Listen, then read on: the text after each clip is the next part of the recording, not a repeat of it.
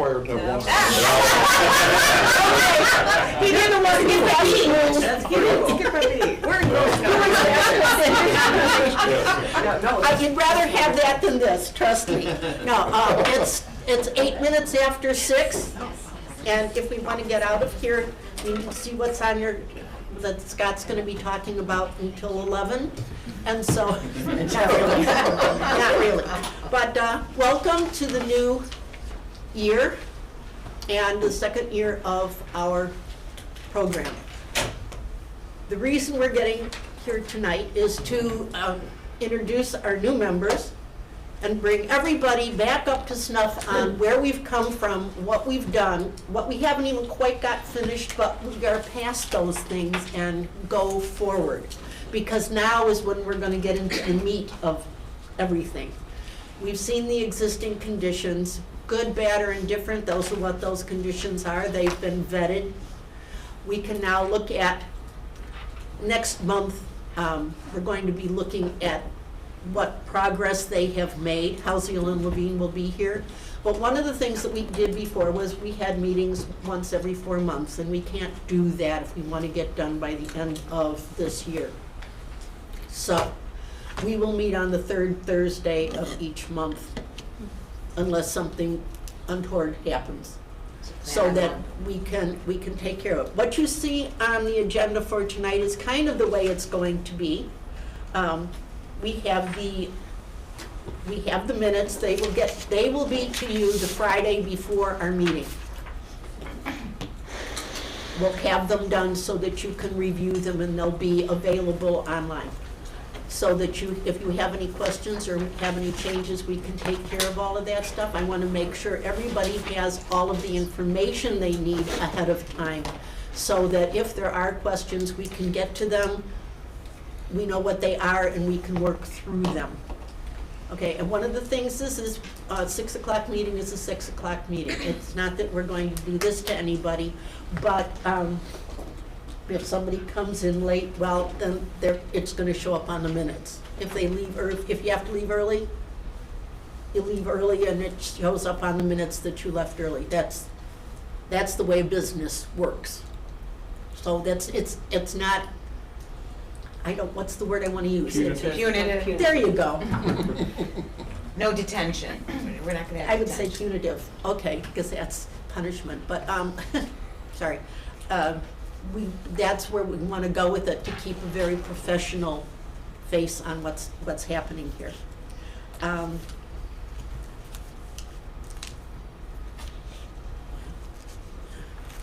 Okay. Oh, speaking of meetings, I can't even read my own handwriting. I apologize. Each year, we get an election for officers. At the moment, Charlie is the officer, he is the vice chair, and Mary McCann is the treasurer.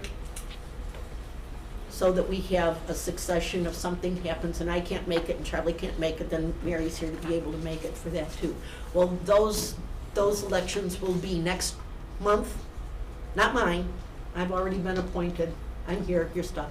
But if that's somebody, it's helpful to have people who are willing to take it on. There's no extra work to be done unless I call and say, I can't make it. And see what happens from that end. We're going to have presentations each month on all the things that we are going to be talking about and focusing on, so that when Halsey and Levine comes back, the questions you have will be educated, because you will have a lot more information. Water resources, Scott's got that going. Tonight we're going to have also two Scotts.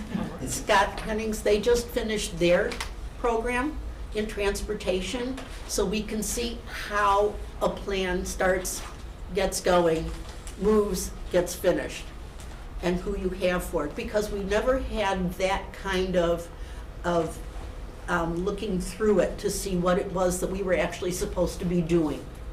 And I don't want that to be a hindrance to anybody, so we will be well educated among us. That's okay. questions, please, or if you have statements, if you have something that you see in the newspaper that you want to get out, then please make sure that Renee gets it and I get a copy, because we will go over it together and figure out where it needs to go for an answer, because sometimes it can be in-house and sometimes it can't be in-house and it has to be someplace else. So what we do then is once Renee and I get it, we will go over it, and if it needs to go someplace, here's the reason why. There's a certain amount of money set forth for this particular project through the end. Just like lawyers, Halsey and Levine charges by the hour, and their subcontractors charge by the hour. So when that comes through, there's a whole process on who makes the payment and what gets done. If everybody's calling Halsey and Levine individually, that's extra money that we don't have to get through this. So if it needs to go to them, and there's somebody who has asked a lot of questions about the existing conditions, and we've taken that and we've taken it to Halsey and Levine to look at and see what we need to get updated and what we need to do for their meeting next month. And that's the way I want to see it, is that when we have questions, we can look at it, figure out where it needs to go to, and then go ahead and get the information we need updated through the correct resources. In the meantime, let's see, tracking questions go through. In the meantime, I think now that we have everybody here, except Garrett and Taylor, we know that there is one other person who's not here today because she has an outage. I think we may still have another person. Yes? There you go. Okay. For our new people, Perry Moy, Ellie Fleming, it's nice to see you. I'm glad you're here. Me too. Welcome. And I'd like you to introduce yourselves, a little bit of your background on what it is you're most interested in doing here for this project. And then we'll go around and introduce ourselves in the all-togethers so that they know who we are. How's that? Sounds good. I'm going to say ladies first. Lovely. All right, I'm Ellie Fleming. I work for Bluestem Ecological Services right now out in Marengo. I do sales and account management. We are a prairie restoration, slope stabilization, water quality, all above over there. I live in Woodstock. I just moved here 2 months ago though. I did come from Crystal Lake, so still in McHenry County. My background, I graduated not too long ago, I won't say when, with a degree in environmental science and sustainability from Drake University with a concentration in biological conservation. So I'm very excited to bring to this committee, the environmental thing that McHenry County does so well already. And so I'm very passionate about speaking on that and bringing my knowledge as well as representing the younger community. Yay. Here's my little summary. Welcome. Thank you. See, the other way to have done it is age before beauty, but I was to her first. These kids, they need everything right away. Yes. Perry? My name is Perry Moy, and I've been a part of McHenry County since 1965. I opened a restaurant in '65, and it's still going on to this day, and it's called Plum Garden. I was honored to be elected to the county board in the early 2000s, and it's been an exciting journey to see McHenry County grow, continue to grow, and to focus in on a simple thing of the quality of life and how can we maintain this beautiful county of ours and how can we move forward with it. And I'm excited to be on this group because I don't have to cook and I don't have to run a campaign. So I'm honored to be a part of this august group of people. Thank you. Okay, What so- town are you from? McHenry, I've lived all my life, and just being a part of it. Excellent. I don't think we had anybody from McHenry, right? Which is good. It's good. No, so we're good. In a couple good places here. Okay, so as long as I've already changed the agenda for tonight by introducing everybody, let's go back and take a roll call, please. If you want to continue with introductions, we can do roll call through introduction. Okay, Hold on. sounds good to me. Melissa? You would like me to start? Yes, I would. Okay. Melissa Adamson, I am the Public Health Administrator, and I have been here since the end of 2018. Nancy? Nancy Glissman, I live in Sun City, Huntley, actually just in the southern part of McHenry County near Huntley High School, and grew up in Kane County in the 60s and 70s, 80s, and saw the changes there, and now that I'm in McHenry, oh, and also a side note that many of you know, but I knew about the McHenry County Defenders when I was a teenager, pre-internet. I knew how famous they were, and here now I get, I'm on their Water and Natural Resources Committee, although I'm working now and I'm not able to attend the meetings. I'm working in the evenings usually, but it's just a cool thing to know what a good organization that is and how it's impacted positively. We have a conservation district because of many of their members and things like that. So I'm very proud, and I'm hoping. I actually think McHenry County is more beautiful than Kane, and I'm just hoping that we can keep the beauty, and kind of along Yes. what you were saying, Perry, and keep the rural, some of the rural flavor and the beauty. So. Hi, I'm Michelle Thimius. I am a Crystal Lake resident and have lived in McHenry County almost my entire life. I grew up in Cary. I used to work for Congresswoman Lauren Underwood, and now I'm doing something on the political side, so that's all I'm going to say about that. But I'm very happy to be a part of this group, and it's been really interesting so far. So I'm Mary McCann. I live in rural Woodstock, just west of the city. I was county board member for 14 years. I just retired in 1920. We have a blueberry farm, so some of you might know about that. So I have a little bit of ag background, and I was a chemistry teacher, and I worked on a number of environmental projects after I finished teaching.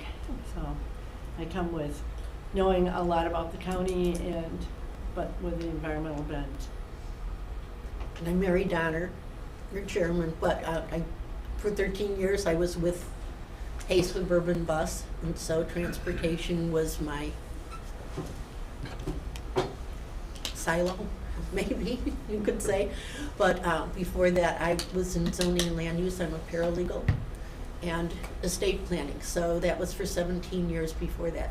And I've lived here since 1976. Amazing. Seen a lot of changes, and there's a lot to be done and a lot to hold on to. Charlie? I'm Charlie Eldridge. I'm a sixth generation resident of McHenry County.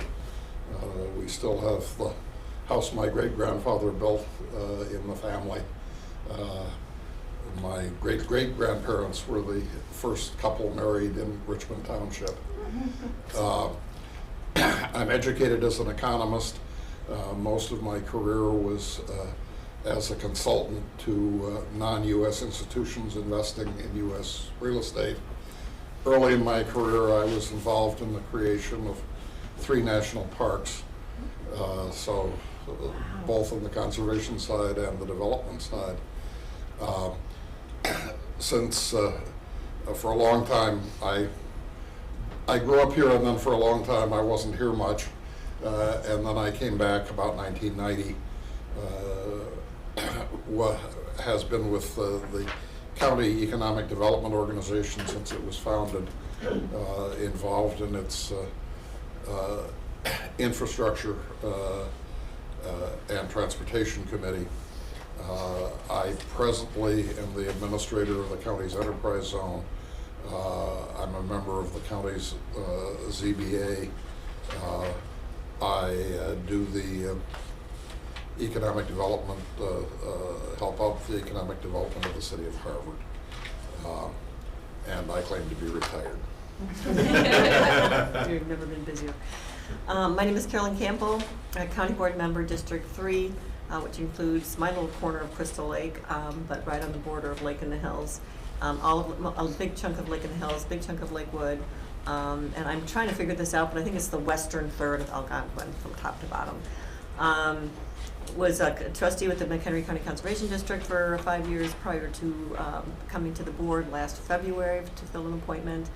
And I'm here again as a liaison to the Planning Commission. Scott Hennings, I'm an ex officio member. I represent the McHenry County Division of Transportation. I'm the Assistant Director of Transportation over there. Been with the county for about 11 years, and just happy to be of assistance to this committee as you do your work. I'm Randy Zaleski. I'm a resident of Crystal Lake. I've been a resident of Crystal Lake for a year and a half, September 2021. I don't know. It's a long enough. In any case, I'm a newbie to McHenry County. I moved here predominantly because of my grandkids, trying to see their games and so on and so forth. Prior to that, I lived in Kane County, but prior to that, I grew up in Chicago. I've sat on, my background is financial background, and I've sat on a few corporate boards. I've owned a brewery in Poland. I've done a variety of different things. And had a hotel in downtown Chicago and so on and so forth. And decided to move out here again to watch my grandkids grow. And I thought it's always you know, you need to, if you're going to live someplace, you need to invest in that place. And I think it's important to invest in wherever you are. And thus I volunteered to be on this board and on this committee and commission, and the county board in the weak moment said yes. And so subsequently, not only have I done that, but I now sit on the board of the Housing Authority. So I think it's really important to see the growth and be participant in the growth that's going to take place within the area that you live in, and make sure that it's done accordingly. Catch that. I'm Adam Wallen. I'm the Director of Planning Development, representing Planning Development as the ex officio member. My background is in architecture. Prior to coming to the county, I worked for a mid-sized architecture firm in the city, working on everything from buildings like this, governmental centers, jails, and Argonne National Laboratory, and a whole bunch of different stuff, all the way down to decks, so you name it. My name is Garrett Anderson, new appointee as of tonight. My roots are in central Illinois. Normal is where I was born and raised. Moved around quite a bit, but moved to McHenry County, Woodstock here about 8 years ago. My sister preceded me by a couple of years, so I'd already been visiting Woodstock to visit her, and just really loved the area, and decided when the opportunity came to try to move up here, so took a job with the city of Woodstock. Subsequently, we moved my folks up here too, so we're kind of gathering the Andersons all here. But yeah, so I work for the city of Woodstock. It's the 4th city I've worked for in the roles of either planning director or economic development director. Now is what I do for Woodstock. So background in planning, do a lot of collaboration with other groups, and that's exactly why I'm late. I was over at the, look at my name tag on. This is the Rockford EDC was doing their rollout of their economic development plan and you know, big annual plan thing. So I was over there just being a team player, I guess, for the region. You know, when we did the SEDS a couple years ago, Rockford, you know, was part of that 3-county SEDS. So. You need to explain what SEDS is. The Comprehensive Economic Development Strategy, which is at its core a federal planning document that we use to qualify for federal funding, and but it's a really good guide for economic development for the region, and that region specifically is defined as Rockford, Winnebago, Boone, and McHenry counties. So, so I apologize, I was a little bit late. I was over in Rockford. So. But yeah, I know a lot of folks in the room already, but I look forward to getting to know the rest of you and working together. And you can always stream the beginning of the meeting and listen Excellent. to me hesitate. Suggestion, I could have done that in the car on the way back. There you go. Renee? I'm Renee Hanlon. I'm the annoying person on the other end of all the emails that you get. I'm the planning manager for the Planning and Development Department, and I'm the project manager for this project. So any questions you have, any information you need, anything, just give me a call, email anytime, and I'm happy to help you. Scott? Scott Kuykendall, I'm the Water Resources Specialist in McHenry County, and I'm a transplant to McHenry County. I grew up in the Chicago area and was trying to figure out where I wanted to settle, and friends of mine from college had settled in Woodstock and kept saying, you gotta come here, you gotta come here.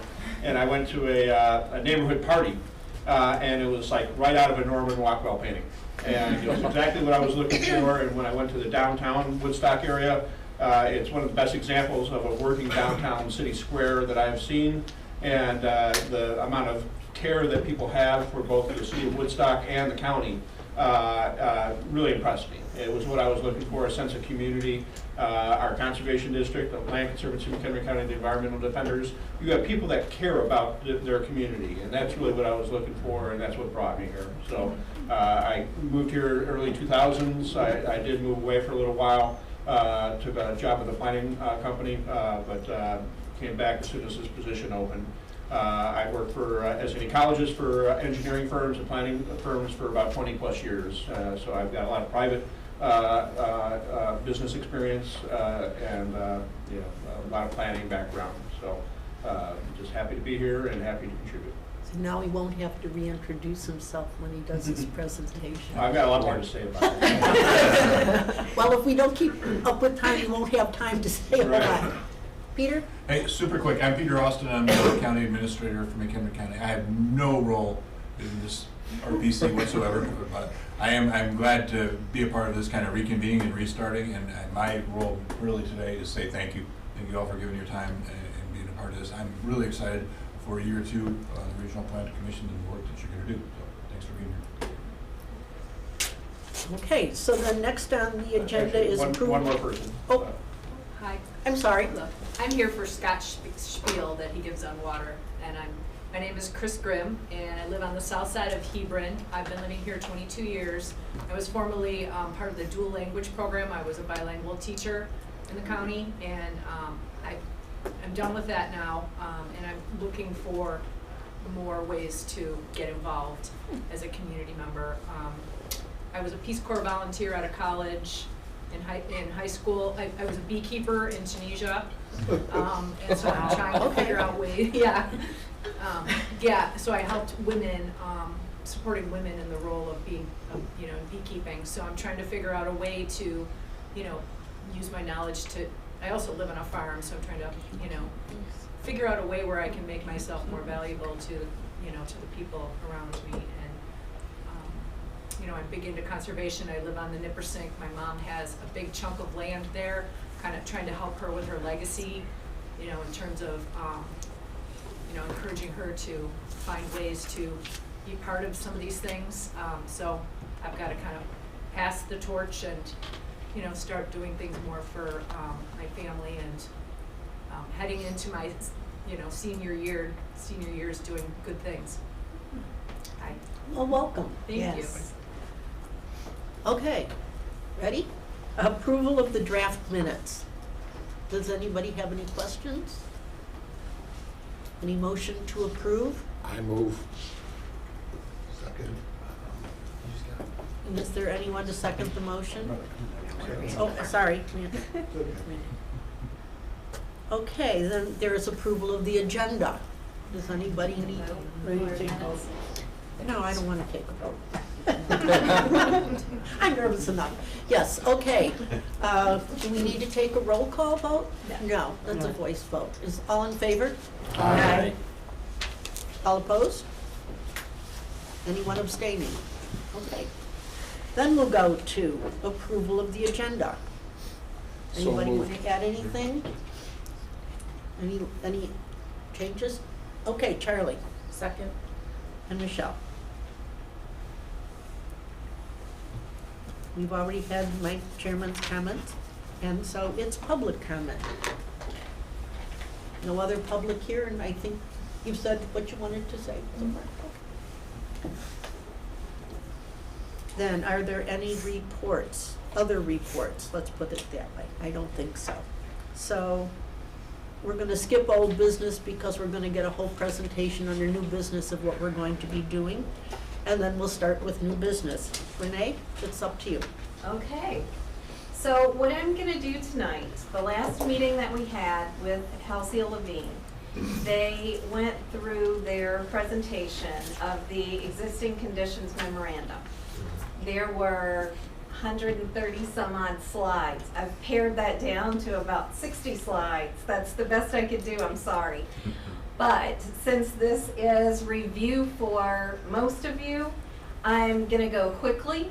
So if I start going too quickly, just stop me. If you have questions during, just stop me. I want it to be very casual. So the existing conditions memorandum was presented to you guys in, that was the October meeting. So the holidays have happened, so maybe this isn't that much of a review. Maybe you guys have forgotten.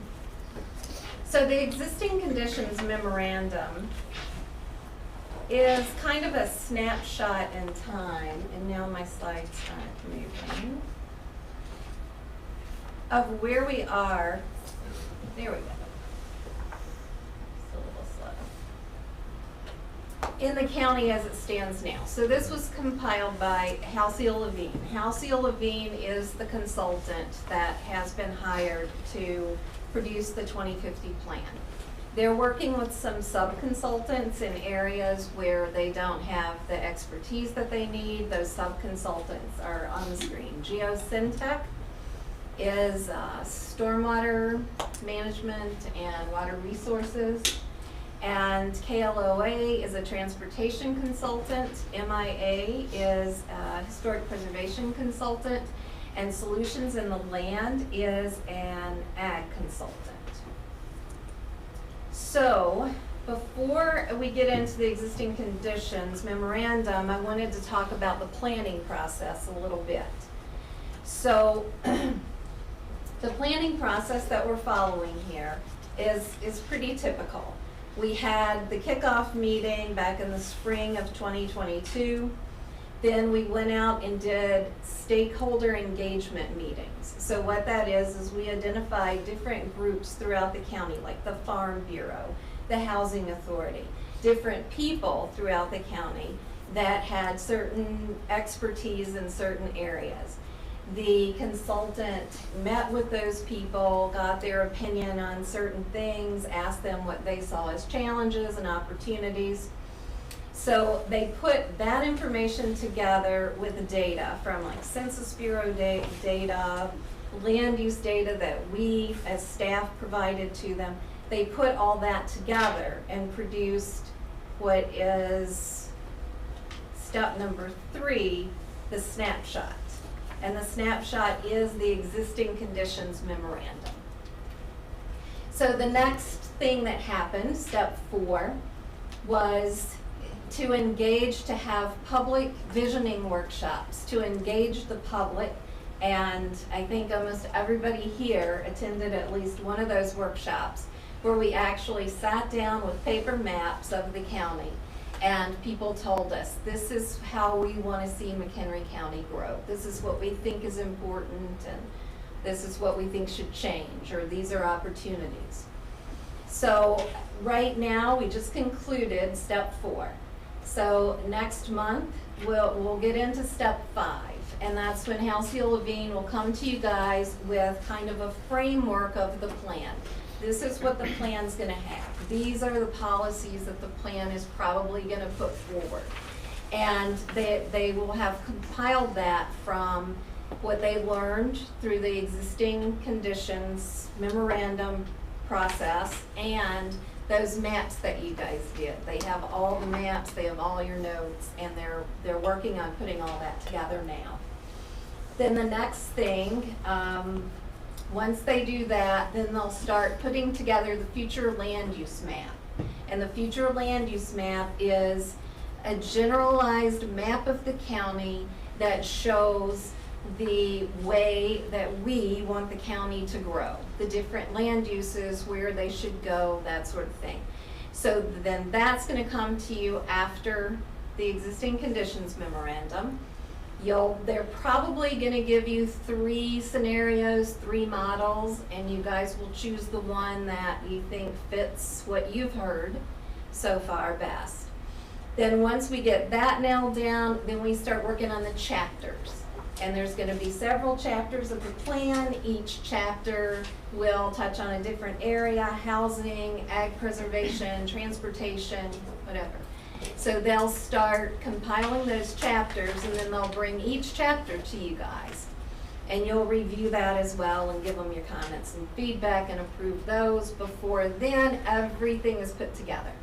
And then that is step 7, which they have fall of 2023. That's the end of this year, and let's hope we make it.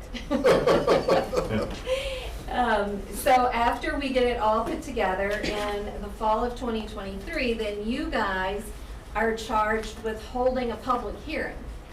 So you will have a formal public hearing where the public will come and tell you what they think about the plan. Then you will make a recommendation to the county board of, hopefully, we think you should accept this plan. And it'll go to the county board then for formal adoption. So that's a quick rundown of the planning process. And that is why we are going to, at some point, as we start these meetings each month, is have the presentations for the areas that we're going to be talking about sooner rather than later. I think Renee has somebody coming in from Kane County. I hope so. We're working on that, and we've got transportation, and I think we have another one picked out already. But there are certain things that they're looking at that are going to be what is going to be focused for the plan. I have it here someplace, but I'm sure Renee will get into it, so. I will. All right, so, yes. Okay, so we're going to go through this today, but we're not going to be, as the RPC, part of discussing the vision that would then go to the consultant. The consultant's gonna bring it to us. They are gonna bring, what they'll bring to you next is an outline of the comp plan. So the visioning workshops, we had those with the public. And then they're looking at that, they're looking at those maps. This is the vision of what the public wants. They're analyzing that, they're putting that together with the hard data that they collected prior with the conversations they've had with the key stakeholders. And yes, then now they're bringing you recommendations next month. When we've got those people, those visions, how many people did we actually have participate in them all? I thought I saw something like. How many people did we send? We sent thank yous to almost 70 people. Yeah. So it's not a small group, it's just how we went. We never did get to the workshop part of visioning for the plan. We ran out of time. And this would have been the next meeting, and I was hoping that we would be able to do one here for that, but it's kind of like water over the dam or spilled milk. It's let's keep going on from what we've got. Those who have been to the meetings and done the charrettes, that's what the workshops were, know what it is. We can go back and find out more information. And any questions that you have, you're always welcome to bring them to us and we'll figure it out. So the consultant they have a web page. I hope everybody's been to it for the plan. And on there, they also have a public attitude survey as well. So to date, we have a little more than 500 respondents on that as well. So that, again, they'll be using that data as well. The online, this is where the online survey respondents have reported that they live. So it's self-reporting. Not everybody probably puts their zip code in there, but that's the best data we have now. And it's not surprising, the majority are from the more populated eastern side of the county. Was there any paper copies of the survey sent out anywhere or available? There were not, no. We did, Mary Donner and I and Nancy sat at the county fair last year in blazing heat with some postcards with like the QR code. And we handed those out to get people to the survey quickly. And is that survey still open, or? It is, and it will remain open through the project. And we will be, hopefully, that was the one thing I kind of missed there, was we're going to be at the county fair this year, I hope. You've got that working? Smile. Get you a good booth near the ice cream. By the ice That's cream. the best one. As long as you can get us in the air conditioning, you will be our hero. And that's so start planning on the first week in August if you have any hours that you are willing to stand there and display things once we get that far. But right now, it's just, it's been in my head since the last And one. if you work at the booth, we can get you a t-shirt. This is McHenry County. We got some. Oh, okay. Can I get one from last year? Yeah, really. Carolyn? I would just add a quick question. I'm not sure maybe I should save it, but between the time that you have the public hearing and the time that it goes before the board, how much time is there?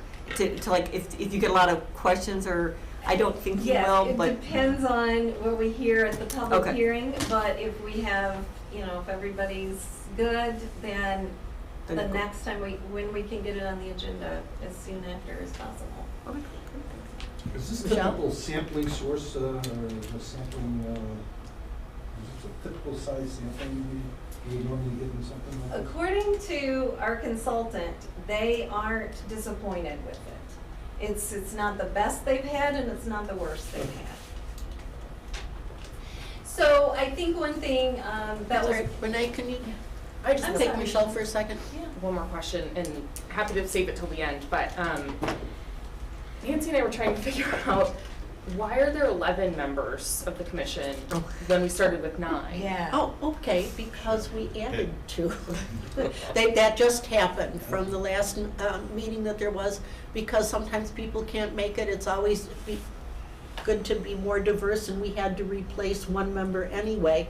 Okay. And as long as we were adding members, we could add 2 more, because the pool of people who were applying, making application for this time there were so many who were very well attenuated to do this. Okay. So Yeah, let's hit, Michelle, it was really that simple. I was kind of behind the scenes part of that thought process, and it was like, oh my God, look at all these good names. And then the recognition is you could be 11, so we presented that to the board. They're like, yeah, let's do 11. We got some really good, talented people. I mean, I'm glad you're all here. We were just like, Yeah. We're trying to figure out who has resigned. Michelle, the other factor to that is that we're gonna have more meetings and more speed, so it's. Sure. Bring that out, bring all that energy, new energy, all that stuff.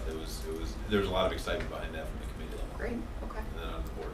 Good to clarify. Fair question. then I would ask anybody who wants to ask a question to kind of, do the Zoom handshake or the hand up there, and we'll make sure to get it to you. Then we're not talking over each other, and we can get it done quicker. All right, so before we get into the existing conditions memorandum review, I think that it's interesting to know that from our initial stakeholder meetings, these were kind of the key themes that came out. Supporting attainable housing, protecting our water resources and our water supply, improving active transportation, promoting McHenry County's open space and ag land, exploring sustainable practices in renewable energy, alleviating traffic congestion, that one's more for Scott than me, and practicing smart growth. So those were the key themes that we heard right away and that we continue to hear as we engage people in the process. So the existing conditions memorandum, I'm going to go through these very quickly because this is just a very brief summary of what that report is. So listening to me is no replacement for actually reading that report. There's a lot of good information in there. So the purpose of it is, like I said, it's a snapshot of where we are right now. It's where's McHenry County today. So the first thing that the plan gets into are our past plans and studies. So these are plans, current plans that we operate under here in McHenry County. So one reason to go through these plans is to see what happened after this plan was adopted in 2014. What have we done? What have we not done? Why didn't we do those things? So the existing conditions survey talks about those planning efforts in the past too. They'll also, as they go through the different chapters, they'll look back at that to see what should be included again, what maybe should be expanded, or what should be dropped off this time for this plan. The census data was gathered. As most of you know, the reason that we're doing 2050 right now is because when the 2030 plan was compiled and then the 2030 update was done, it was determined at that time that a full comprehensive planning effort should take place when the 2020 census survey results were ready. So those are ready, and here we are. So what they found when they looked at the demographics, to no one's surprise, between 2000 and 2010 is when McHenry County really took off. Lots of growth. Recently, there hasn't been as much growth. It has slowed, and we are at a little bit slower pace than the other counties in the Chicagoland area. McHenry County's housing stock is predominantly owner-occupied single family. I don't think that surprises anybody. Both home values and rents have increased. I think one thing that really kind of surprised everyone is that as of that 2020 census, 1 in 4 homeowner households in McHenry County and almost half of the renters in McHenry County are cost burdened, meaning that they spend at least 30% of their income for either their mortgage payments or their rent payments. So accessible housing will definitely be a big theme of this plan. The income in McHenry County has grown by 17.7%, but like the rest of the country, it hasn't kept pace with inflation. Unemployment is fairly low in McHenry County. With the job losses that we've all seen in the recent past, it seems like our manufacturing sector has really taken the biggest hit. Charlie can correct us if we're wrong there, but we've lost a lot in manufacturing in the county. The highest growth they identified was retail jobs. Office is like the rest of the country. There's just not that much demand for office space anymore. So the rents haven't increased much, and the demand for office space hasn't increased much as well. Retail is in analyzing their retail data and their experience with other communities, they felt like our retail was pretty healthy and pretty strong in McHenry County. So we do have, our vacancy rate is 5.1%, but of course, driving around and seeing empty retail buildings, we all still recognize that that is an issue, and the plan should address how we adaptively reuse those buildings. Industrial, again, our industrial sector, our industrial real estate we do have a higher vacancy rate than other counties in the Chicago area as well. Multifamily, because everyone knows rents are going up countywide.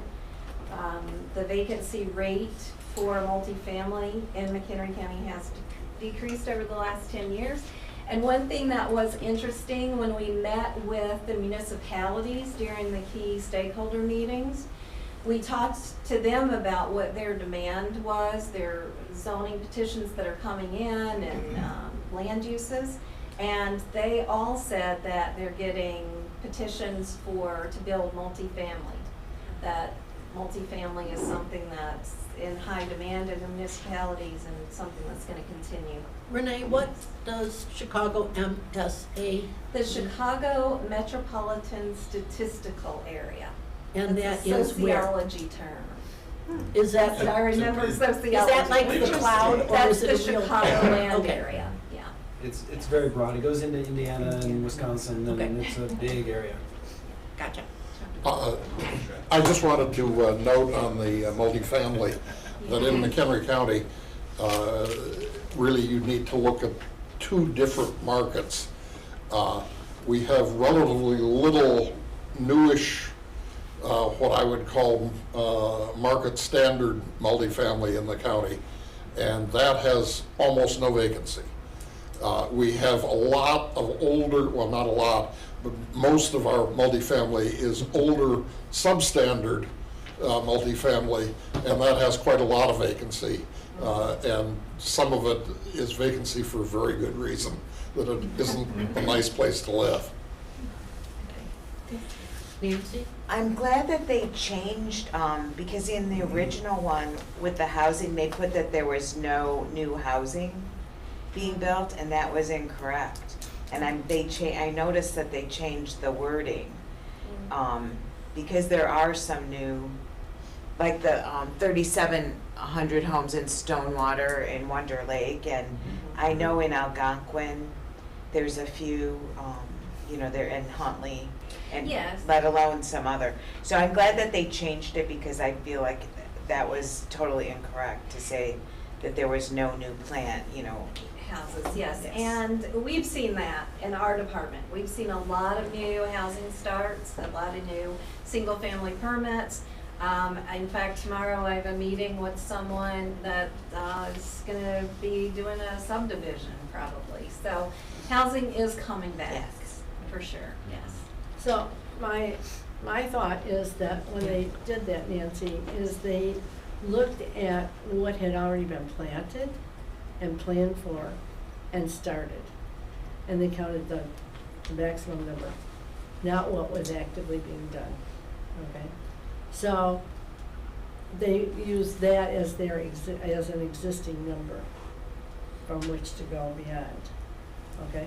That's what I thought they were doing. Yeah. But I see what you're saying, that we should use what the real number is and go from there. Yeah, because it was an inaccurate I feel like it was an inaccurate statement, given like that new stone water.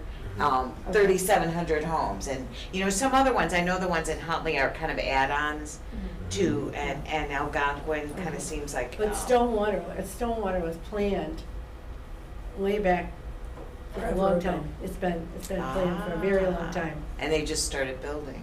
Right, and Okay. because they did an infrastructure plan that included a wastewater treatment plant for part of Wonder Lake. Okay. Okay. But I'm glad that they changed the wording. Okay. So next is land use and development. So this is gonna be your wheelhouse. This is, the crux of the plan is land use. So,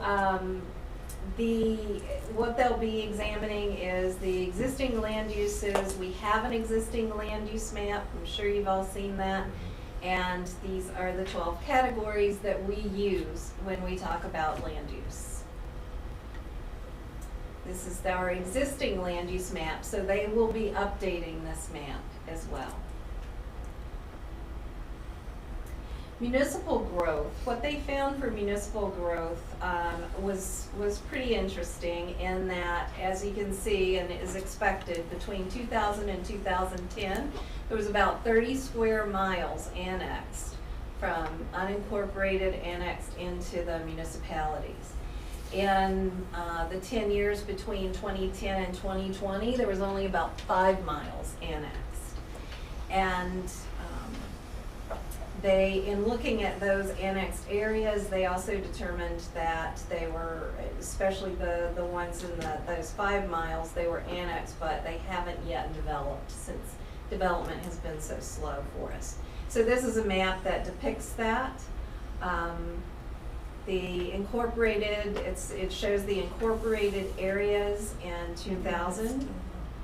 Then the next shade darker is the incorporated areas in 2010 and then 2021. So those generally 5 acres that were incorporated in the last 10 years, it's accounted for mostly in Marengo here.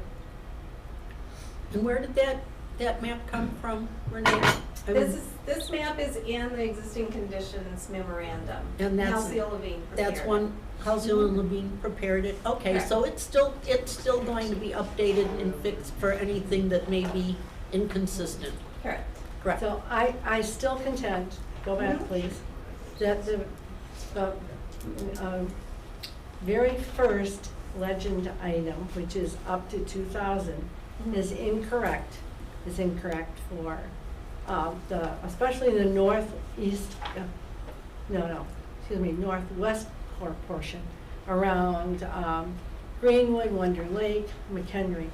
I know that a little bit better than the southwest, but southeast, excuse me.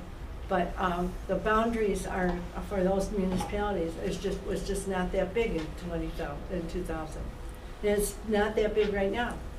Okay, for some of us. so the municipal growth, and this is one of the maps that you had indicated in your notes. Right.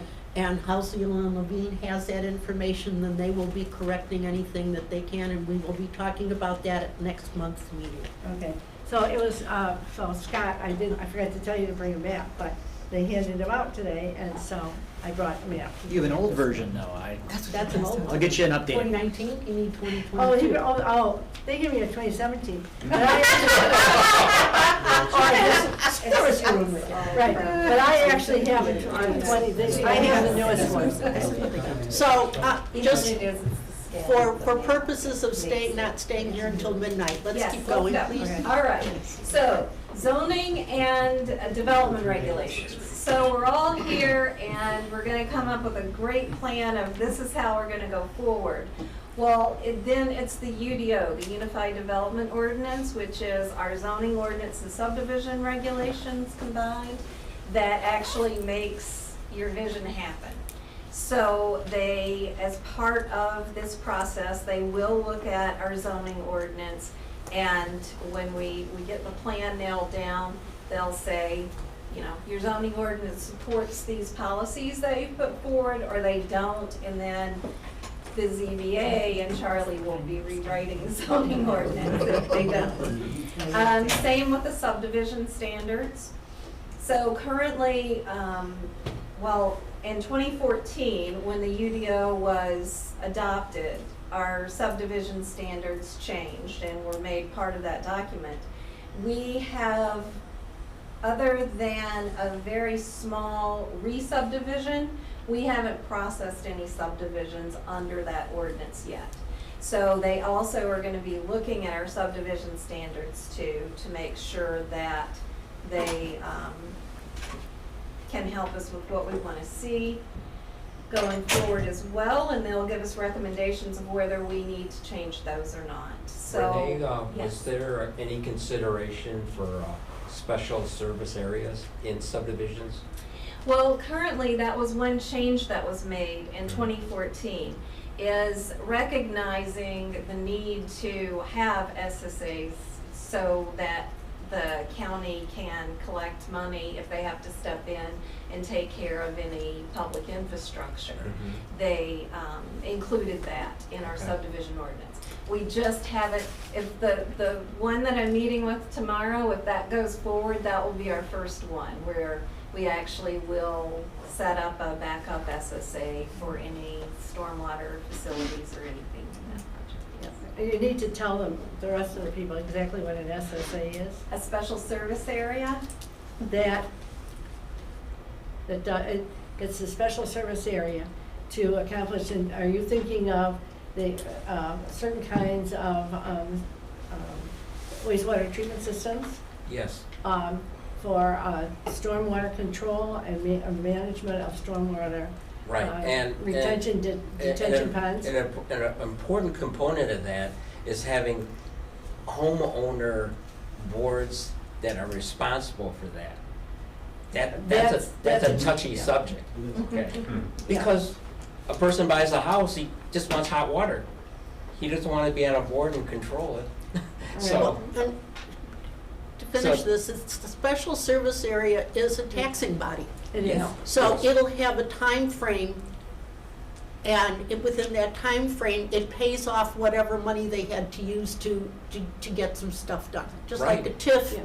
is the same kind of thing on a different schedule. I mean, you want to improve something, so you gather what you need to, and a tax increment financing is a way to do that within certain areas that you want to develop, but that's way past us for right now, at least for tonight. Okay. Yes.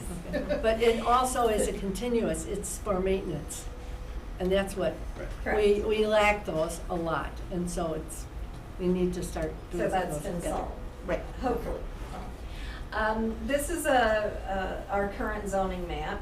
And as you can see, the light green is A1. Most of unincorporated McHenry County is zoned A1, which is our general agricultural district.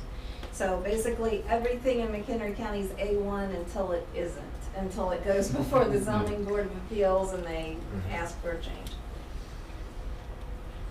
Transportation and mobility, I am not gonna spend much time at all on this because you're gonna hear from Scott, and he's gonna talk to you about the transportation plan and how that connects with this plan, but things like bicycle, pedestrian facilities, the way people commute to work, obviously that has some influence on where we decide to build single-family homes or new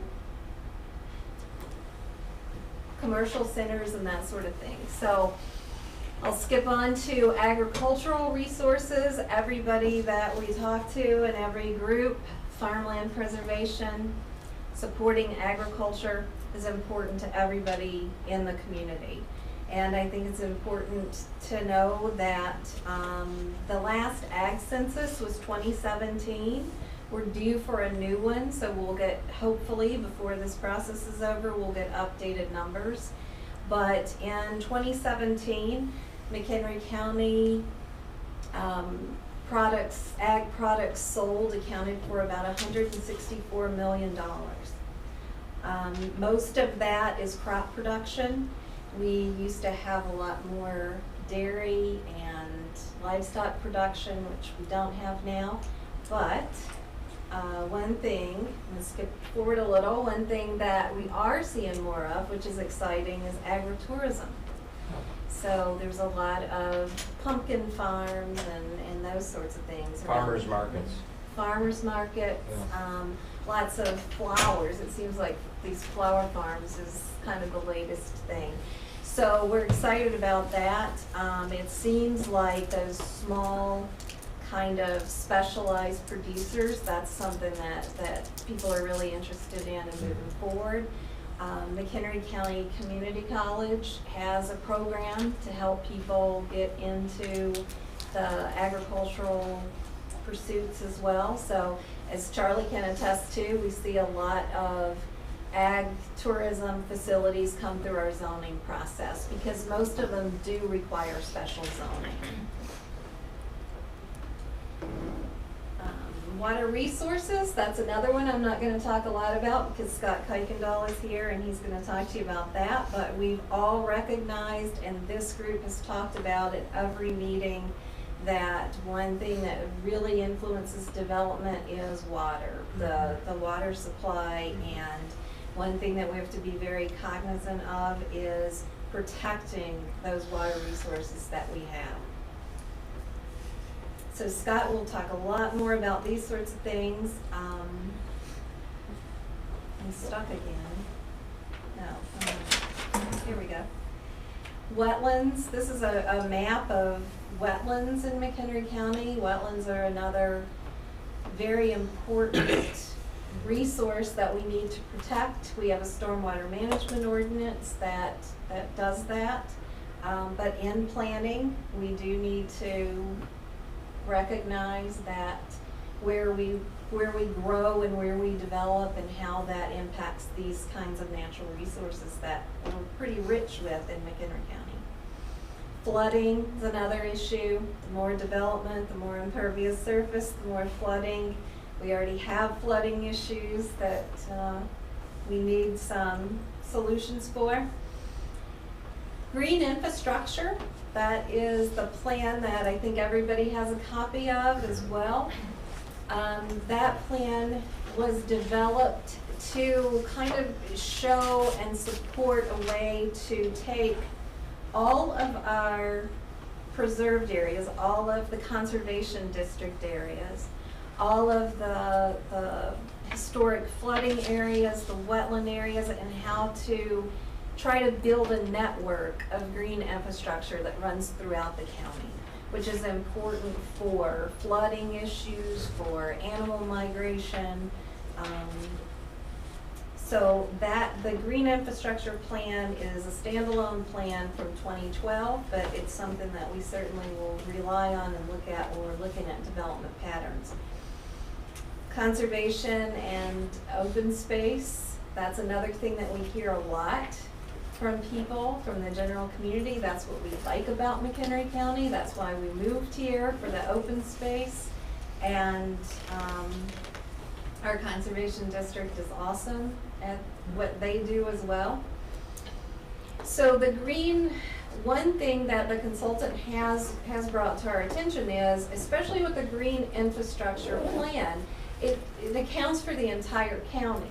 So it's hard to have green infrastructure run throughout the county if you ignore the municipalities.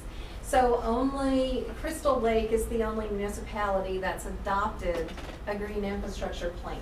So that's another thing that we would like for this plan to kind of jumpstart, is our having a conversation with municipalities of adopting plans and making sure that we complete those connections.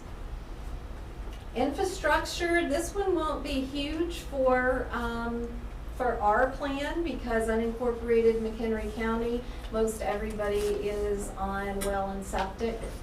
But we do need to understand the challenges with everything being on well and septic. Also with stormwater, where the municipalities have kind of this public stormwater infrastructure, the county doesn't have that either. So that's something that we need to talk about as well and guide people in best practices for that. Uh-oh, uh-oh. I'm so tired of this power stuff. I know. Come right back on. Come back. I left there the broadband telecommunications in, because that is something that the county is involved in right now, is trying to get internet service to everyone in the county as well. Renewables, that is where we will have to spend some time and attention, because the state of Illinois, thank you, Ed. Yeah. The state of Illinois has set goals to rely on renewable sources of energy 100% by 2050.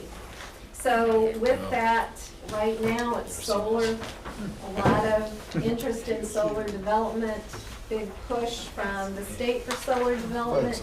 If you're gonna build a solar farm, you need a large tract of land. You're gonna do that in unincorporated McHenry County, not in the municipalities. So, okay. So we have a 2,000 acre limit. So what Adam is handing out to you is this, the map that's not on the screen, that should be on the screen, is already outdated. It is, yeah, by 3, right? Well, Actually, the map you're looking at is already outdated. Wow. Because just last week, we had 3 new applicants. We also have a 4th applicant that's in the process as well. So we have 4 solar farms that are in the works right now beyond what you see on the plan, on the map. So solar's big, it's not going away. It's something that in our land use scheme, in our future land use plan, we're gonna have to deal with and plan for. Okay, I have on this one. So, the ones that have the CUP approval, Yes. okay, these all, if you were going to be part of, or wanted to be part of the state lottery to see if you could get financing for a solar farm, you had to get a conditional use permit. Okay? So, a lot of these were permitted just for that. Most of these red ones were approved for that lottery. And so the question is whether or not they will really be built. So I don't think, I think that it could be misleading that people think these will all be built. They won't, because The state is still giving licensing and there's different programs, so I feel like they might be. And one thing that, the way that our zoning ordinance works is if you get approval for a CUP that requires you to build structures, then you have 2 years after your approval to build those structures, and if you don't, then your CUP goes away. So these people, these that were approved, really kind of lobbied us and asked for a zoning change, which was granted, to exempt these solar CUPs from that requirement. So these, they're all valid. They're not going to move off the map, and So what is the length of time? Is it? It's unlimited, because they're reliant on the state to build these. So as long as, the way that we change the ordinance is, as long as your impetus is government, any level of government, then you're exempted and the clock stops for you. If it's So what the if I government. sell that property? Then the CUP would transfer to the new owner. And we see that, it's frequent. but These from the people things that change come in ownership before they're Because- all the built. time. Because that's the whole reason they wanted to keep it that long, so they can get a higher price for their property. Sure. Well, another factor is that under the statute, Commonwealth Edison has to buy the electricity from that at a set rate for a 15-year period, of which I think there are 12 years left. So if that's not extended by the General Assembly, that could militate in favor of not building some of these after several more years. I don't know exactly what the economics are, but I presume that they'd like as much of it as they could to get their money back. So if you have the CUPs, it's just like having any other zoning that you've asked for, whether or not you're going to use it doesn't really make a whole bunch of difference. You've got the CUP to be able to do what you're going to do, and we're gonna continue with this because we're gonna be talking about this in a more compact area later than now, or we'll never get done by 8 o'clock. I know, I'm skipping slides. I know. I'm trying to get there. I know. I'm trying. So one thing though that I think is important is a whole new land use that we haven't really had to deal with before is emerging with the solar in these battery storage facilities. Yeah. So far we only have 2 in McHenry County, and they're both owned by public utility. But I have had people call regularly that are private companies that want to establish these battery facilities where if we get, you know, more and more solar farms, then they'll connect into these storage facilities. As the grid doesn't need the power being produced, it goes into these storage facilities, and then these private companies store and sell the power to the grid. Has there been a study on the impact on environment? No, there hasn't, because this is a new thing. Okay. The only thing that I've found so far is New Jersey has a model ordinance. Mhm. And that's the only thing that I've found so far, but that is a new, so land use, it seems a little stodgy and stale, but it does change. New things happen all the time, so this is our newest So- challenge.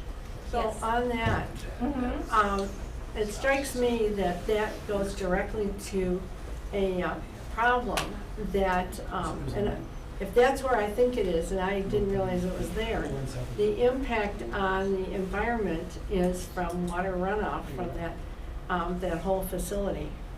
The Marengo one you're talking The about? Marengo one. And that's a really flood prone, it looks like a really flood prone area. And actually, we weren't aware of these because they're public utility owned. So, So public utilities don't have to notify you that they're building? they don't. They don't have to get permits, but I thought they had to notify you. But they didn't? Well, I'm these sorry. also, I think, are in the municipalities as well. Depends on the issue. Could be. And Yeah, I we'll be think talking, again, based on what you're describing, we'll be that talking was- about this Yeah, more. that McHenry one will be inside Appreciate City your Limits of McHenry, comments. and they're asking me as well about building that kind of facility in Woodstock. So Yeah. that wouldn't come to the county for approval at all. Right. But that storm, just so you know, stormwater is gonna be a huge problem. And then lastly, you guys excited to hear that? Historic preservation.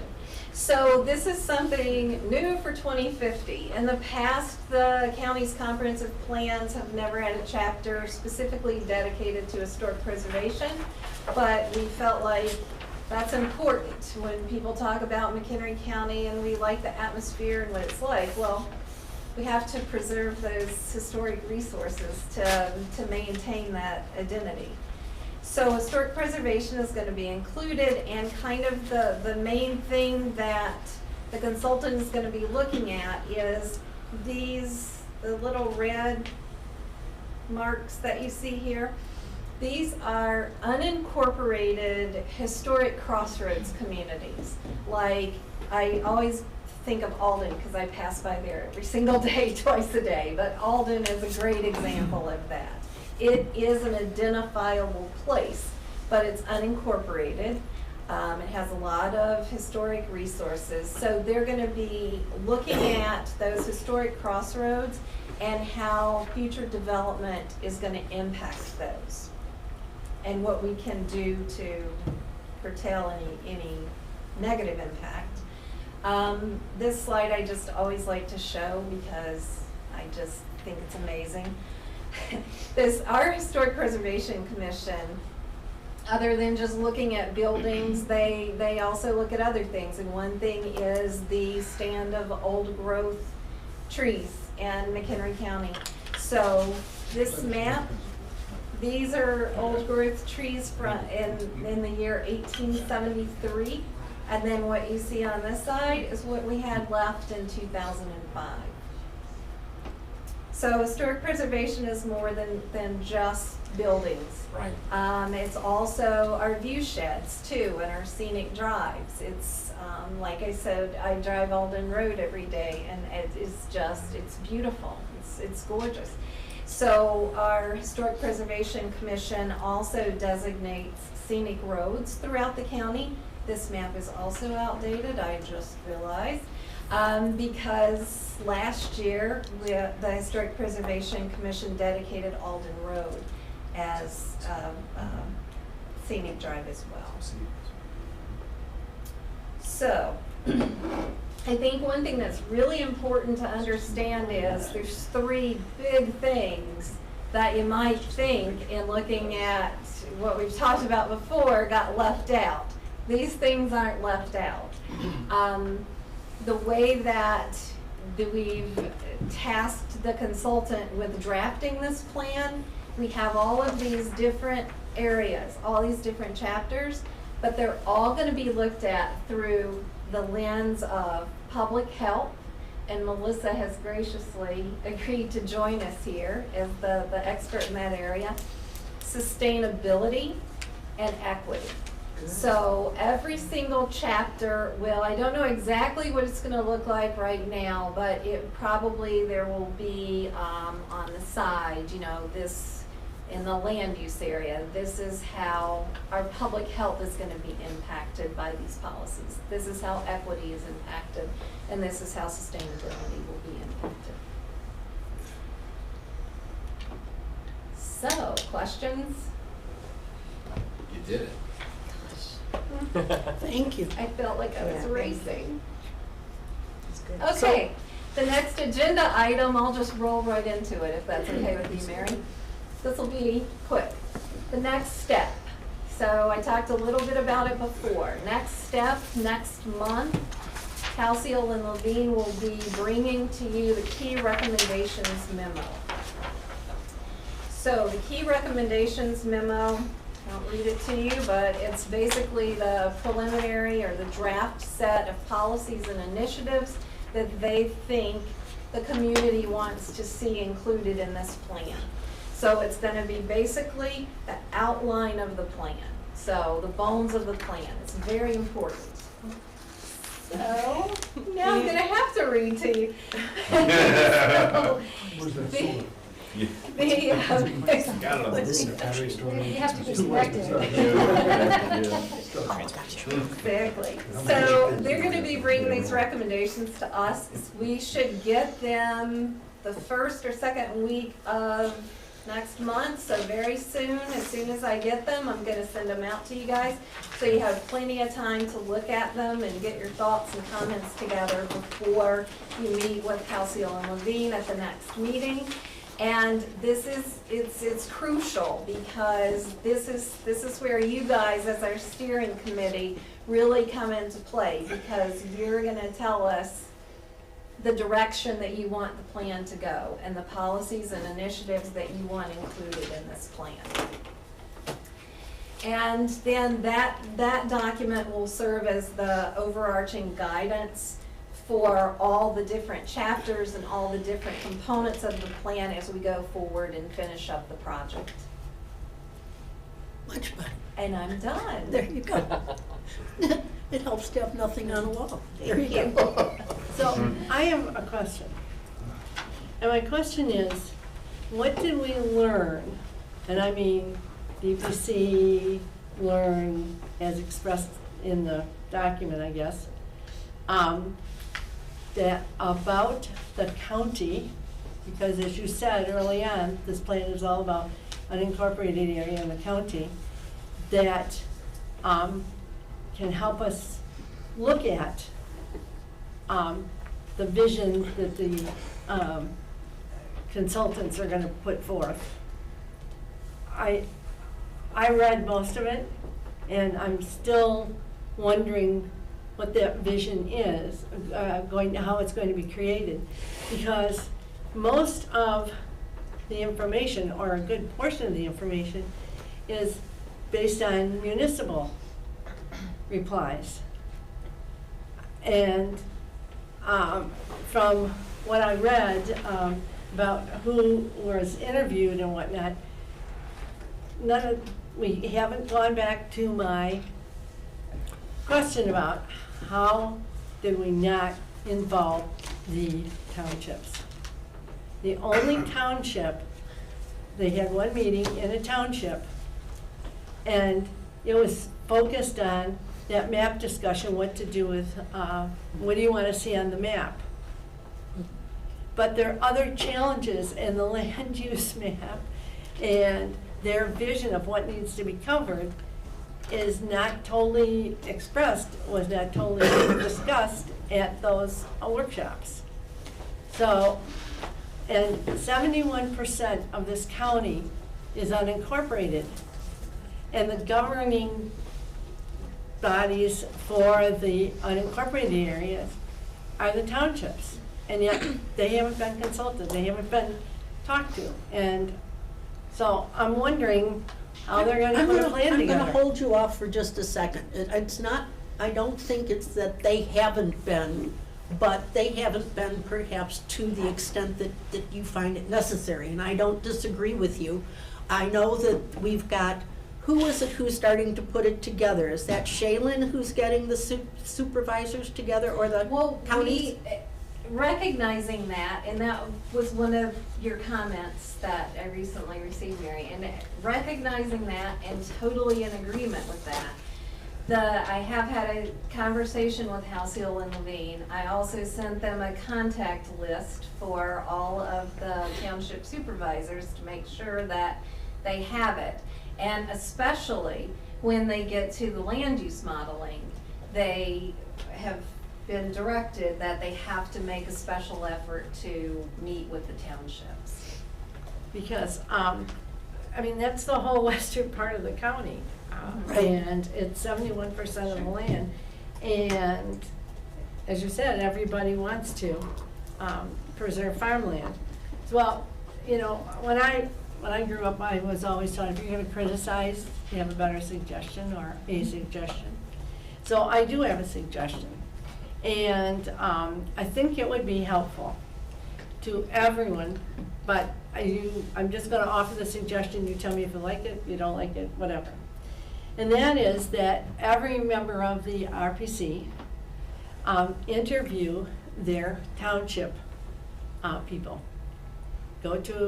Set up a meeting, meet with them maybe before their meeting, because they have monthly meetings and they have their annual meeting in April, and find out what their challenges are. I even wrote out 5 questions that, so we all could be on the same page.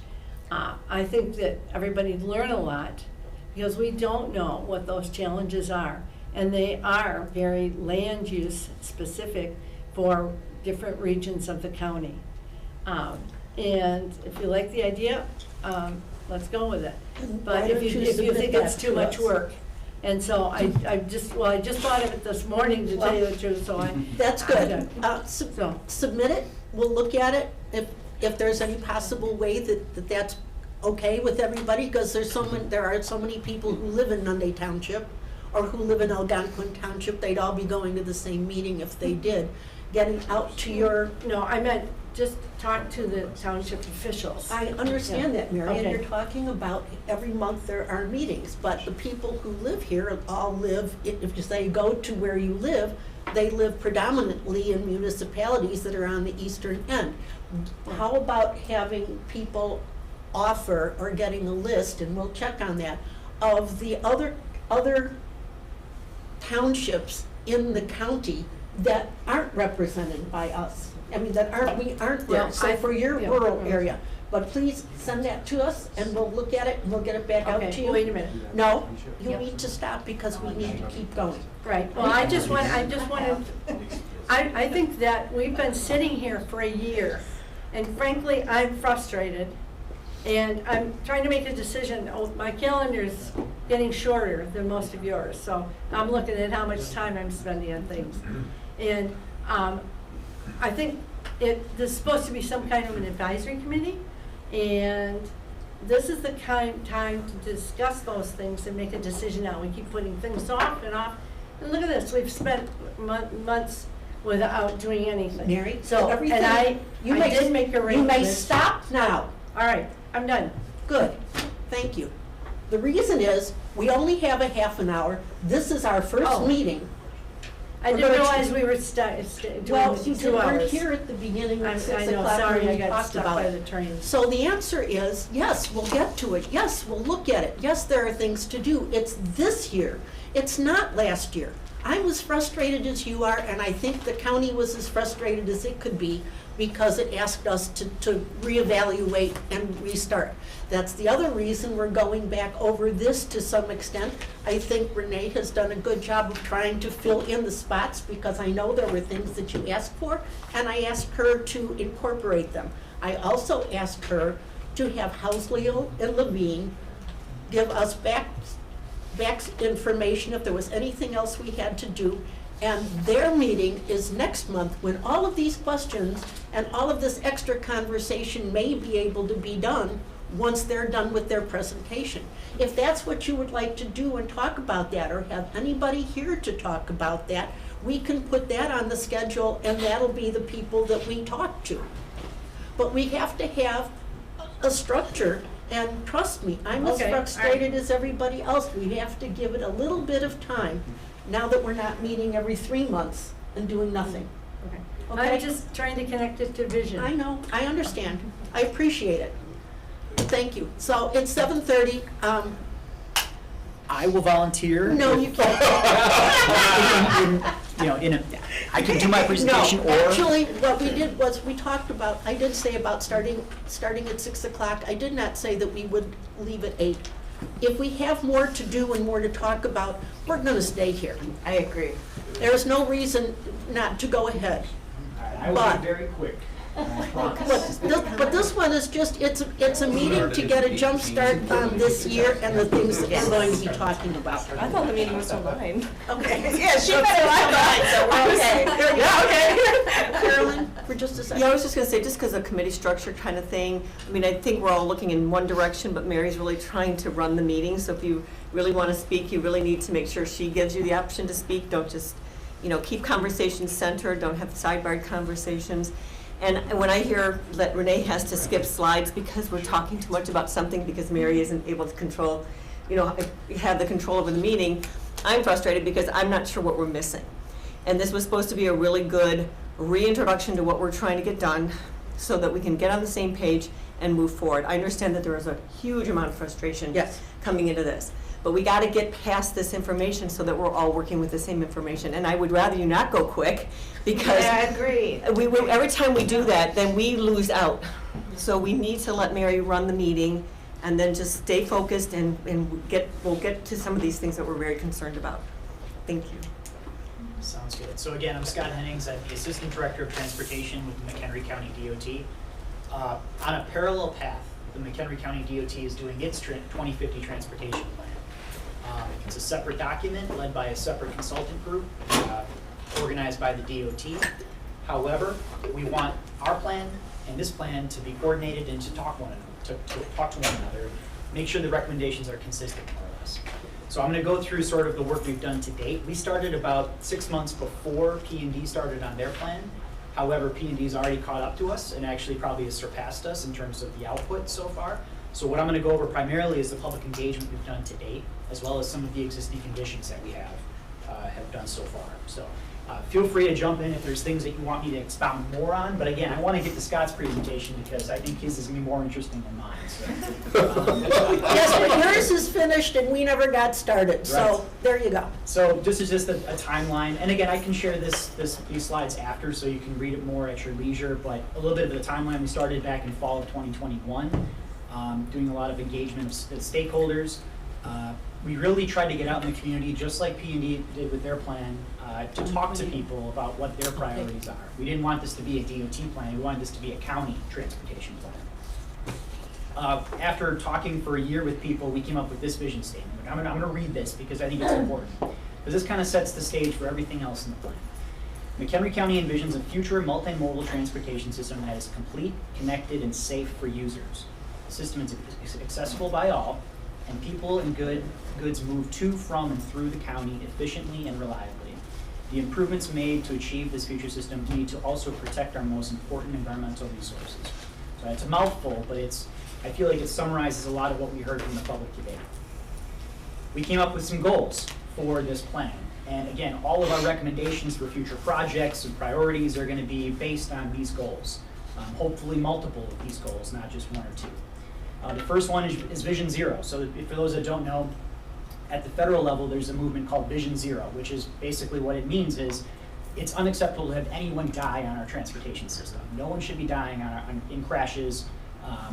That's just unacceptable. So we need to strive towards 0 fatalities on our roadways. The second goal, complete and connected multimodal networks. 3 is efficient movement of people and goods. 4 is mobility and accessibility for all. And 5 is protected environmental resources. It's no, I guess, coincidence that safety is the first goal. And that really is going to set the stage for everything else afterwards. So some of our engagement we did to date, again, we did a lot of online outreach. We went to public events. We went to the Woodstock Square for some events. We went to farmers markets. We tried to get to where people are already congregated and talk to them where they are instead of having them come to us, because we found that we can reach more people that way. Our online engagement was pretty successful. We received approximately, over 700 comments on our online forum. You can see kind of where the comments were geared towards. Obviously, most people live in the incorporated areas, and so what you see here are a lot of the issues related to state roads, 47 and 31, as well as areas in Huntley and Crystal Lake and Woodstock. So we then did a second round of public engagement. We kind of took what we heard in the first round, we iterated some of our materials, and then we went out again and said, are we getting to where you guys want us to be?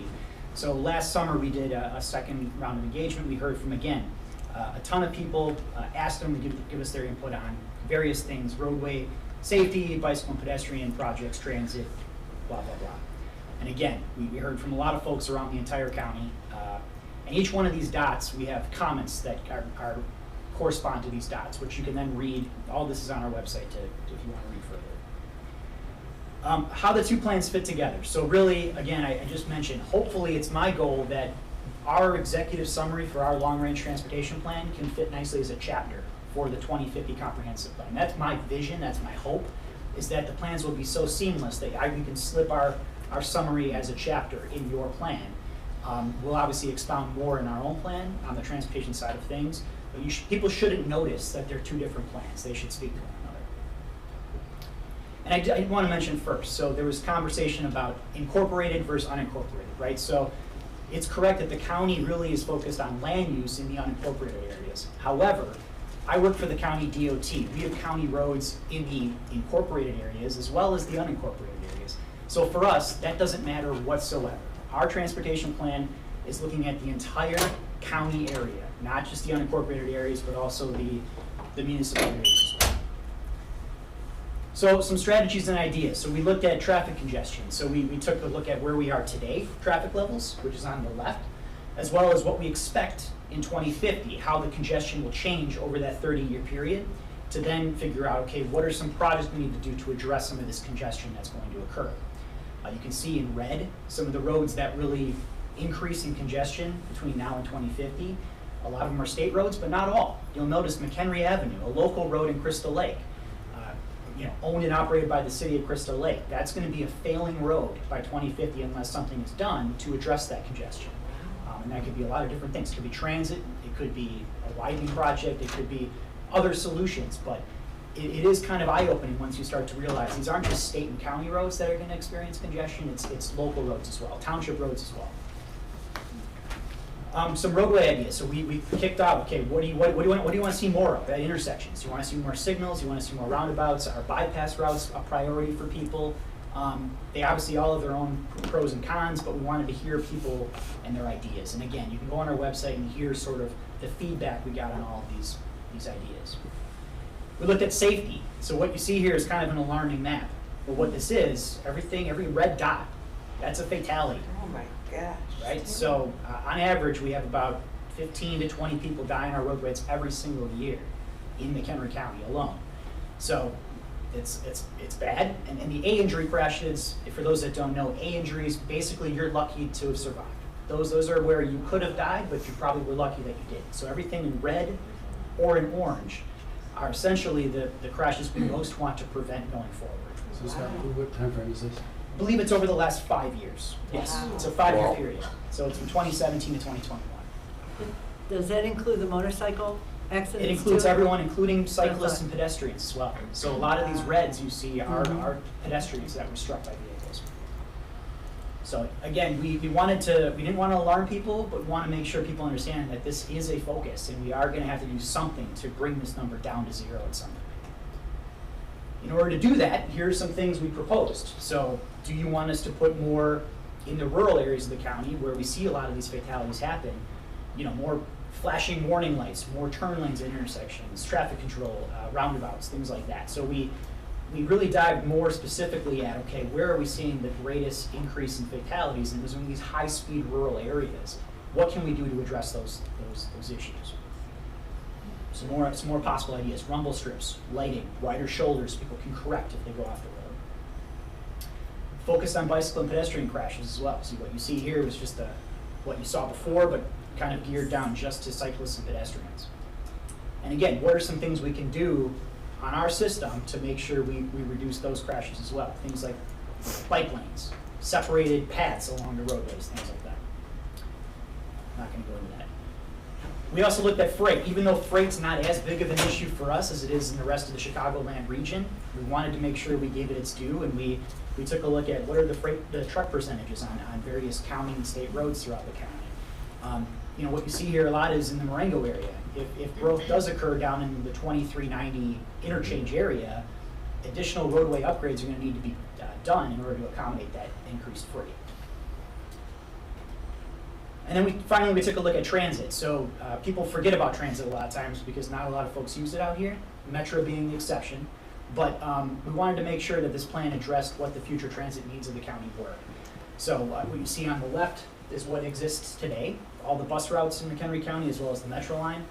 On the right is what is basically what we came up using a formula for the, what you see on the right is our Dial-A-Ride program, where we're providing trips on our Dial-A-Ride bus system, which is called MC Ride. We then used a formula to create a transit propensity index. So where is the need for transit and expanding transit most needed in McHenry County? What you see here, a lot of it is in the rural areas, believe it or not. People are aging, and those people maybe find themselves without a vehicle, or they can't drive, but they live in areas where they have no other option but to use transit. So that was kind of shocking to us, but it's something we need to address with this plan.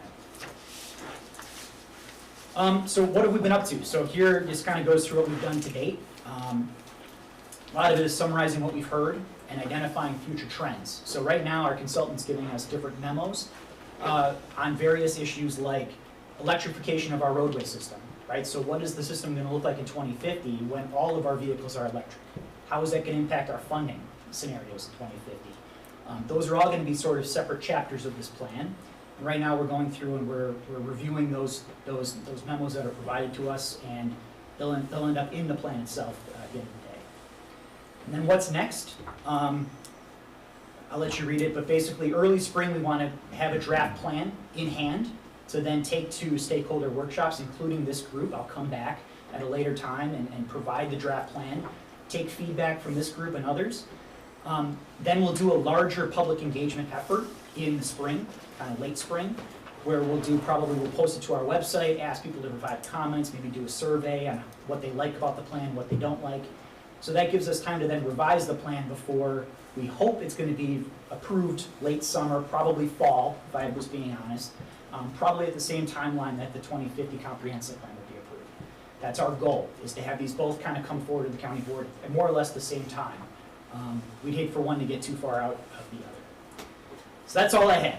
I wanted to give Scott as much time as possible, so thank you for your time. Very good.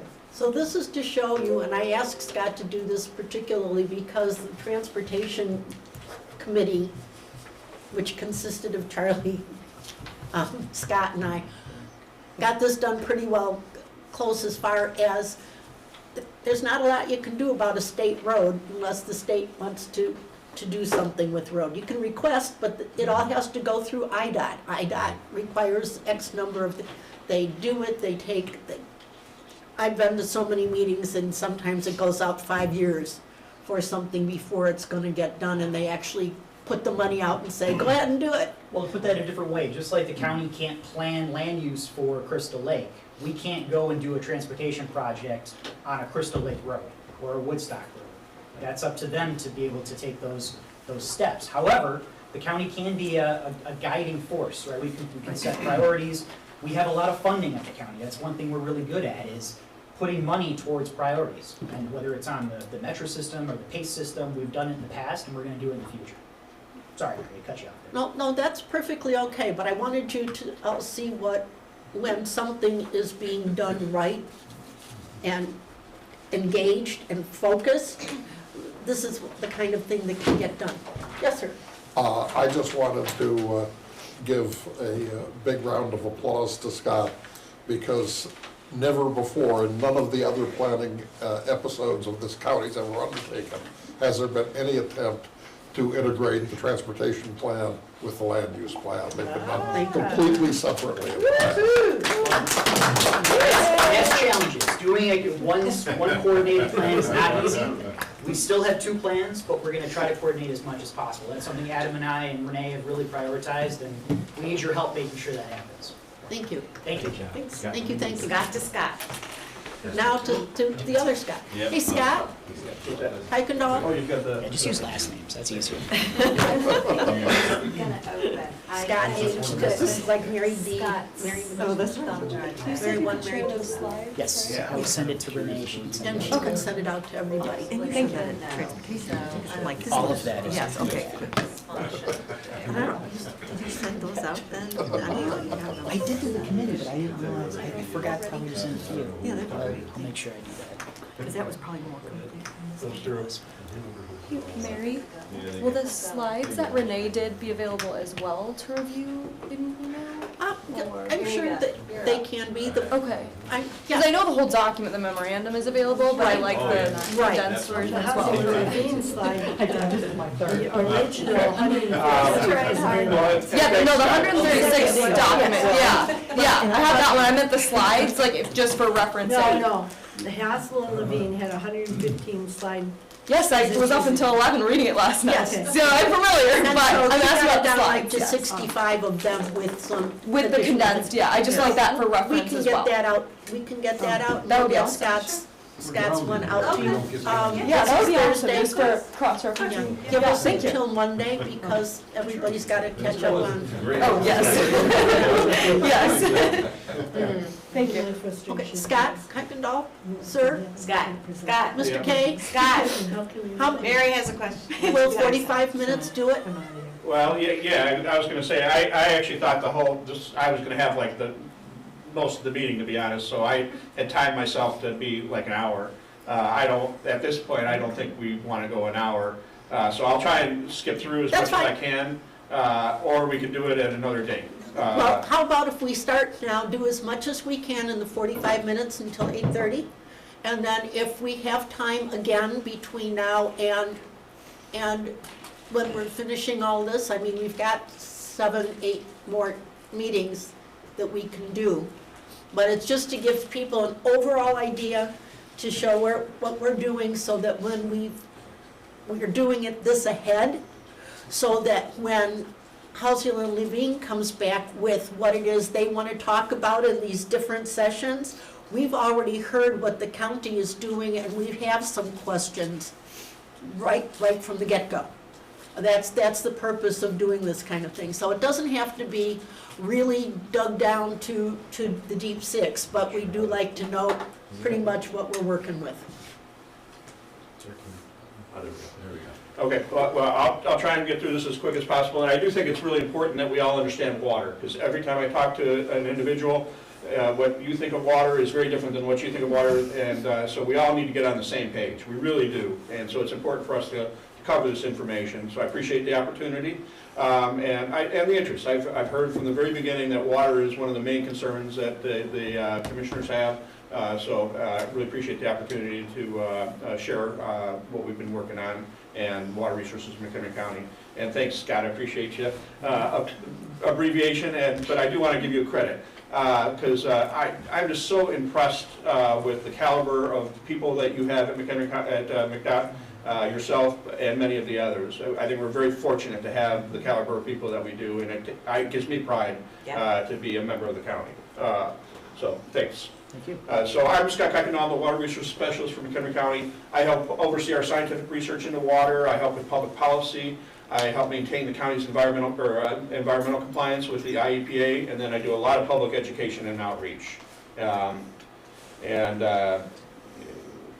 planned on 45 minutes, but we'll try and abbreviate. Well, I said So we live 45, you've got it until the 8:30. Okay, well, we live on a blue planet where about 75% of the Earth's surface is covered with water, but only a small percentage of that is actually fresh water. About 2.5% of all the water on the planet is fresh water.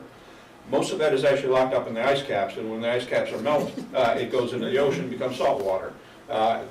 Most of the remaining fresh water is actually either too deep or not accessible or not of a quality that we can drink.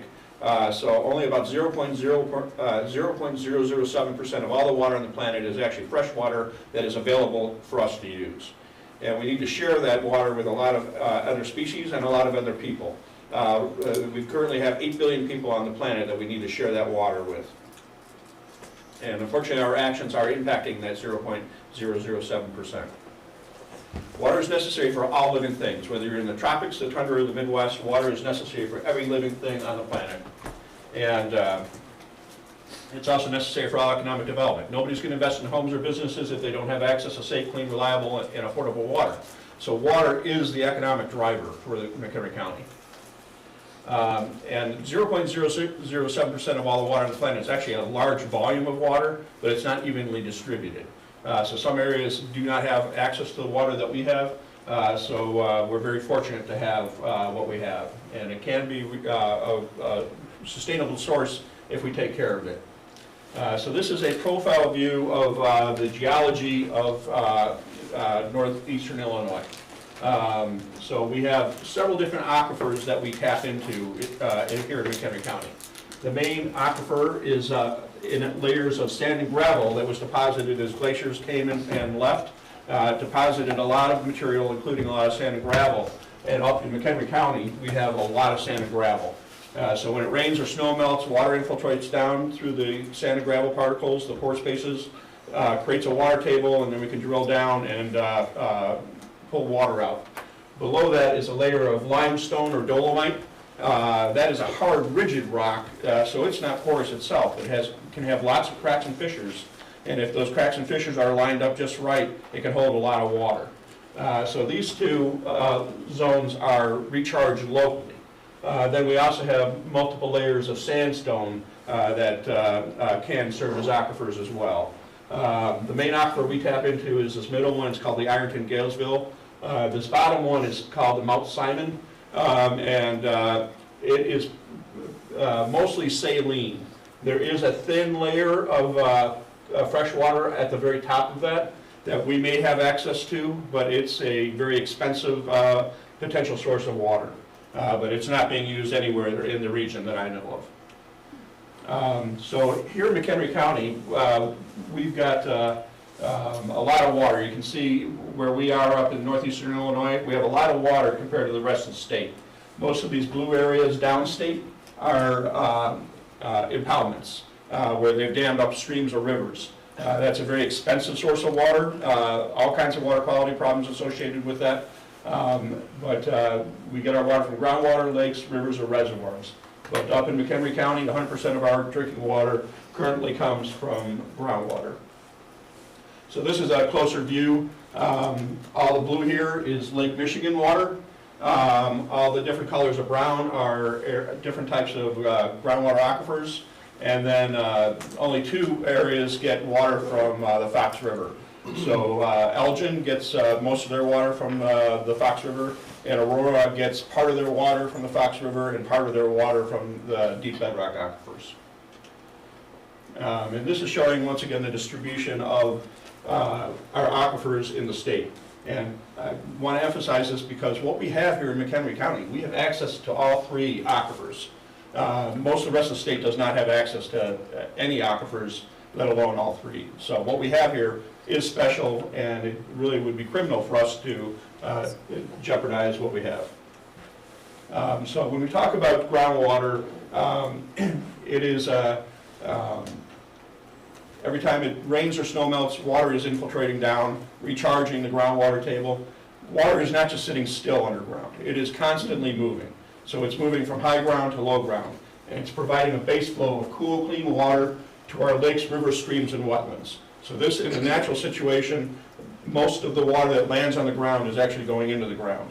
As we urbanize, the percentage of water going into the ground reduces. And so it can be either compacting the soil so that it no longer can infiltrate, or paving over it. And so water hits the ground, rushes off, immediately flowing down to our lakes, rivers, streams, and wetlands, carrying with it any pollutants it's come in contact with.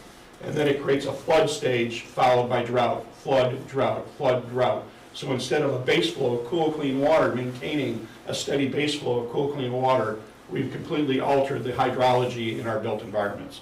And so what we're really looking to do is restore that natural hydrology in our built environment. And this is particularly important because with climate change, we are getting more and more precipitation. Our built environment is not built for that extra precipitation. So by restoring natural hydrology is going to be one of the best tools that we have available to manage conditions in the future. So McHenry County consists of charming towns, productive farms, parks, and fun festivities. Many of us also live here because we have access to nice open spaces. So prairie, savanna, woodland, and wetlands. Like I said, we have access to multiple aquifers. And we also have a variety of lakes, rivers, streams, and wetlands. And all these are intertwined. So all these are hydrologically intertwined.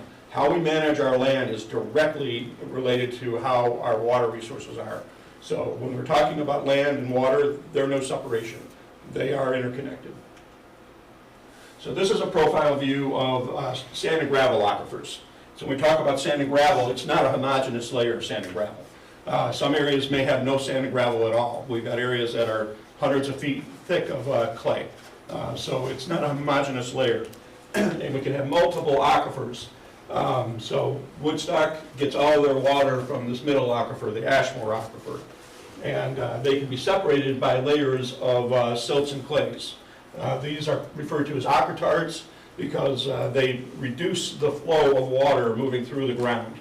And so when we're talking about groundwater, it can get very complicated. The hydrogeologist that we work with the Illinois State Geological Survey, refers to our geology as a beautiful, complicated mess. And that's what we have. You can't look at the land surface and understand what's going on underground. So a lot to understand. Oh, and then the bedrock, the shallow bedrock, the limestone and dolomite is interconnected with our sand and gravel. So water has to get through our sand and gravel aquifers to recharge that bedrock aquifer. So this is locally recharged. We have control over this. If we don't pave over everything, we can continue to have a renewable resource here. If we pave over everything, we're going to reduce that recharge. And then the same mechanism that allows water to infiltrate down can allow pollutants to infiltrate down too. So this is looking at water use in McHenry County. The light colors are areas, municipalities that use groundwater, or excuse me, sand and gravel aquifers for their drinking water. The darker colors are solely deep bedrock aquifers using that Ironton, Galesville, so Huntley, I'm not sure which community is solely using that there, and then Harvard is solely deep bedrock aquifer. But most of these communities are using a combination of deep and shallow bedrock, or deep bedrock or shallow sand and gravel. This is looking at the private wells that we have in the county. So we've got over 22,000 private wells in the county. And so this looks like a lot, but once you zoom in a little bit, you really start to get a sense of how many private wells we have in McHenry County. Whereas in a municipality, that municipality has to provide water that meets EPA standards. On a private well, they are 100% responsible for their own water quality, regardless of what anybody around them is doing. And so it's really important for people to understand the need for water testing and then what they can do if they do have certain types of pollutants. It can be artificially, anthropogenic, where oil spill could be the source of pollutant. We also have natural pollutants like arsenic that are present in a lot of our waterways, or our waters. So people really need to be testing their water and have a good understanding, and they can work with the health department to do that. But we want to raise awareness and get people testing, because they're responsible for their own water quality. This is a view, the Illinois State Water Survey is one of the organizations we work a lot with. They did a project for us back in 2009 looking at longevity of our sand and gravel aquifers. And so this is looking at the Ashmore aquifer, that middle aquifer I pointed out, and looking at the drawdown from pre-settlement times. And so this is looking at the drawdown, and in Woodstock we've drawn down the water table in that aquifer by 21 to 30 feet. If we maintain business as usual, that water table can go down up to 60 feet. And if we use more water, then that drawdown will occur even further. So it's just basic mechanics. If we're taking water out faster than it's naturally being recharged, the water table drops. So conservation is 100% going to be responsible for allowing us to have economic development into the future. But once again, with the sand and gravel aquifers, we have control over that. So the next layer down is St. Peter sandstone. We don't use that for drinking water in this area because we've drawn down that water table. So the water table is too low for us to use this aquifer for drinking water. The St. Peter, oh, yep. Just real quick, I'm getting distracted by the word saline. It was, what does that mean in this context? Salty. It does mean salty. Yep, yep. In the bottom one. Yeah, Wow. so it's mostly a set layer of saline water, but there is fresh water at the very top. And it actually gets thicker as we move further north. And so since we're right on the border of Wisconsin, there may actually be a layer of fresh water. So hundreds of years from now, if we are looking for the last... Oh, that's sitting on top of it? Yeah, so it's perched. The saline water is heavier, so it sinks, and so there's a layer of fresh water at the top. But it's not used for drinking water at the moment. But it's important to understand what the possibilities are. How did the saline get there? Sorry. You had a question? Go on. How did it get saline from? I don't fully understand the geology, but probably, at various times we had inland oceans.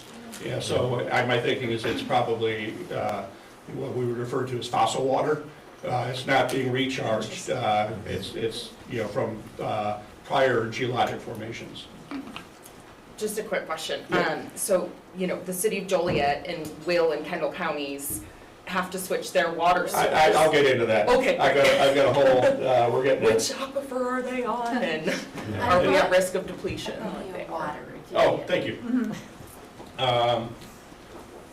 Okay, so St. Peter is this uppermost layer, and it's actually recharged in what we refer to as deep bedrock valleys. So before we had the glaciers come and go, we actually had these massive valleys that were like the Grand Canyon, extending down into the St. Peter sandstone. So water could get from the land surface down into the St. Peter and recharge it. The glaciers filled it with sand and gravel, but those deep bedrock valleys are still there. And so we have smaller ones on the border of McHenry County, but primarily in Boone County, where these deep bedrock valleys are. And so we're working with Boone County because we want to protect the recharge water quality for the recharge area. Ironically, or sadly, the industrial corridor in Boone County is right over the deep bedrock valley. And so we're not going to be able to stop that, but we would like them to implement best management practices for industrial development within that corridor. So those are things that we're kind of working on the side. But it's important to understand how these recharge areas work and what the different aquifers, how they work.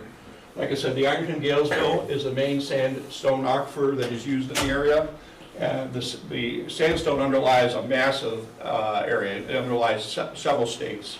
But that's where we've been getting our water from. It's good quality water. But it's recharged up in north central Wisconsin. So where the bedrock above the aquifer rises up to the surface, water is able to get underneath and recharge that aquifer. And so that's up, the water we get from it is up in north central Wisconsin. So it'll take thousands of years for water to land up here and make its way down to us. So as soon as we start pulling water out, that water table is dropping. And so that's what's happened in Joliet. So Joliet has pulled so much water out of that aquifer, they dropped the water table by over 900 feet. And that drop in the water table isn't just under Joliet. That extends out. It's called a Kona Depression. And that extends out underneath McHenry County. And of course, we're pulling water out from that aquifer too, so it's further dropping that water table down. And so this is considered a dying aquifer. It is not able to support our population into the future. And Joliet ignored warnings for over 50 years and is now in the position where they're going to have to spend over $1 billion to run a pipeline to either get water from Lake Michigan or from Indiana, Lake Michigan water from Indiana or from Chicago. And they're going to be held hostage basically for, in perpetuity. But we'll get more into Lake Michigan in a minute. So this is maps that the Illinois State Water Survey put together, and actually McDonald helped me with this. But it's showing risk of declining well performance, and this is the southeast corner of McHenry County. And so this is where our greatest population density is too. So, water is going to be a big issue. Projecting out to 2050, you can see that we've got hot spots. And so those are areas of severe risk of well inoperability. And so these are very real issues. We're not going to run out of water anytime soon, but we got to be thinking about this now. And once again, conservation is going to be key. And in some areas, you've got access to multiple aquifers, but Huntley is, it's all clay. So they don't have access to the sand and gravel aquifers or the limestone. So they're really going to be pinched. But conservation is going to be critical to our future. So that being said, you do have municipalities looking at Lake Michigan. And I've got many concerns about this, not the least of which is that Illinois has the smallest amount of watershed feeding into the Great Lakes. You can see all the different colors are the watershed contributing water to the Great Lakes. We take out more water out of Lake Michigan than any other state because we reverse the Chicago River, but we contribute the least.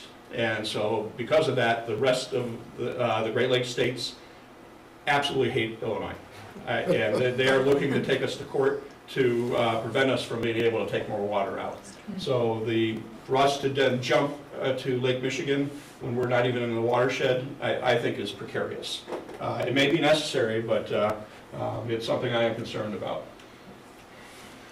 So when they're talking about Lake Michigan water, you do have a certain allotment that's been made, and then if there is a surplus, that can be sold outward. And so like DuPage County made a major switch to Lake Michigan water. At one point, I want to say in the 80s, we had maxed out our allotment. So all Great Lakes states except Illinois are regulated by the Great Lakes Compact. So all the other states around the Great Lakes, the only people that can have Lake Michigan or Great Lakes water are communities that are in that watershed. In Illinois, because we reversed the Chicago River and done all kinds of things, we were kept separate. And so the Supreme Court had a case in 1929 allotting us water, and then it's been updated a couple times, allowing us to Illinois to divert 2.1 billion gallons a day. And we had exceeded that at one point, but because conservation standards had become so ubiquitous, that actually created a surplus. And that's the only reason Joliet and other communities even have the potential to get water. It's not a done deal by any means, but that's the only reason is because conservation had improved so much that we went from being in a deficit to a surplus. So the U.S. Army Corps of Engineers is responsible for calculating whether we're in a surplus or a deficit. And I don't know if it's a fixed time frame. Right now, they're in the process of recalculating. Any day now is what I keep hearing for years. And then the Illinois Department of Natural Resources issues permits. They are the ones responsible for implementing the allocation program. they issue their permits for 20-year periods. And so when I talk about kind of, if we abandon our renewable resource for Lake Michigan water, we're going to invest $1 billion, and that guarantee is only for 20 years. And we still have to meet stringent standards within that 20-year period. So I think it's better, our first option should be to conserve and protect what we already have, as opposed to abandoning what we have. And we'll talk a little bit more about that. So people, communities that want to get Lake Michigan water, there are different categories that they can fit into. And where our communities would fall into play is primary water demands are residential, commercial, and industrial, whose use of Lake Michigan water would reduce regional use of the deep aquifer. So very specific. So Crystal Lake and Huntley would fall into that category, but I don't know that Woodstock would. I've got calls into the people that administer the program, and I haven't heard from them, but they've got 1 billion people calling them every day. But just it's important to understand the context. And then they are held, any community that is going for Lake Michigan water has to meet all kinds of standards, not the least of which is conservation standards. So you're going from being able to control your own water use to being dictated what you're going to do. And these are very stringent conservation programs. And so if we're going to have to do these things anyway, maybe our first option should be to implement the conservation programs, because they're going to have to be done anyway. But if it, I'm not saying we can't get Lake Michigan water, but I'm very concerned about messaging. So I spent the past several years educating people on where our water comes from. And I'd say the majority of people I talk to have thought that our water comes from Lake Michigan. And if they don't understand that we are responsible for our own water, they're not going to care for it. So I'm very concerned as we start talking more and more about Lake Michigan water that people will not take responsibility for protecting our water. I think that would be tragic. So water resources are vulnerable to a variety of threats. Overconsumption, if we're taking water out faster than it's naturally recharged, water table drops. Pollution, anything we put into the air, onto the land, or into the ground is a potential pollutant to our water. Impervious surfaces, if we pave over everything or compact the soil, water is no longer going to be recharging our aquifers. And that's where our SARA map, I'll talk about that in a minute. Flooding, excess runoff it exceeds capacity for that infiltration. And so when we pave over everything or compact the soil, so much more water is going overland as opposed to infiltrating down and causing flooding, and then drought. And we'll talk a bit more about drought. We're actually somewhat recovering from our second major drought in 10 years. Fortunately, McHenry County has done more to understand and protect our water resources than any other county in the state, and that is why I took this job. Like I said, I really take great pride in McHenry County. And one of the things that we did is in 2006, we had Baxter and Woodman and other consultants create a comprehensive groundwater resources management plan. This was the first time we looked at our water resources, where we're getting our water from, and what the future demands are. And it was rather frightening. I think several people in this room were part of that. They recognized the potential for groundwater contamination and drawdown. And so with that, the county board asked to create a second plan, Water Resources Action Plan. So whereas the first one looked at the problems, this focused more on the solutions. Then we also created a network of monitoring wells throughout the county. So we currently have 37 monitoring wells distributed around the county, and it's monitoring water levels in real time. So every 15 minutes, it's taking a water level measurement, transmitting that data up to the U.S. Geological Survey satellites, and then the USGS maintains that data for us. And I don't know if it's right after this, so we've been collecting data for over 10 years now, and we've captured 2 major periods of drought and a period of record rainfall. And so this is important because, we talked about all the different aquifers. Those aquifers don't react to drought and flooding in the same way. And so having this extensive period of data and different drought and rain events really help us understand how these different aquifers react. And so when we talk about drought, 2012, I think most people will remember 2012. We had multiple 100-degree days, and it was considered by the agricultural community to be the worst natural disaster in history. And you can see this was statewide. From 2019 to 2021, we had an extensive period of drought here in McHenry County. It wasn't statewide. It was this bubble of drought that hung over part of McHenry, part of Lake, part of Walworth, and part of Kenosha counties. And even though everything around us recovered, this cloud or bubble of drought persisted.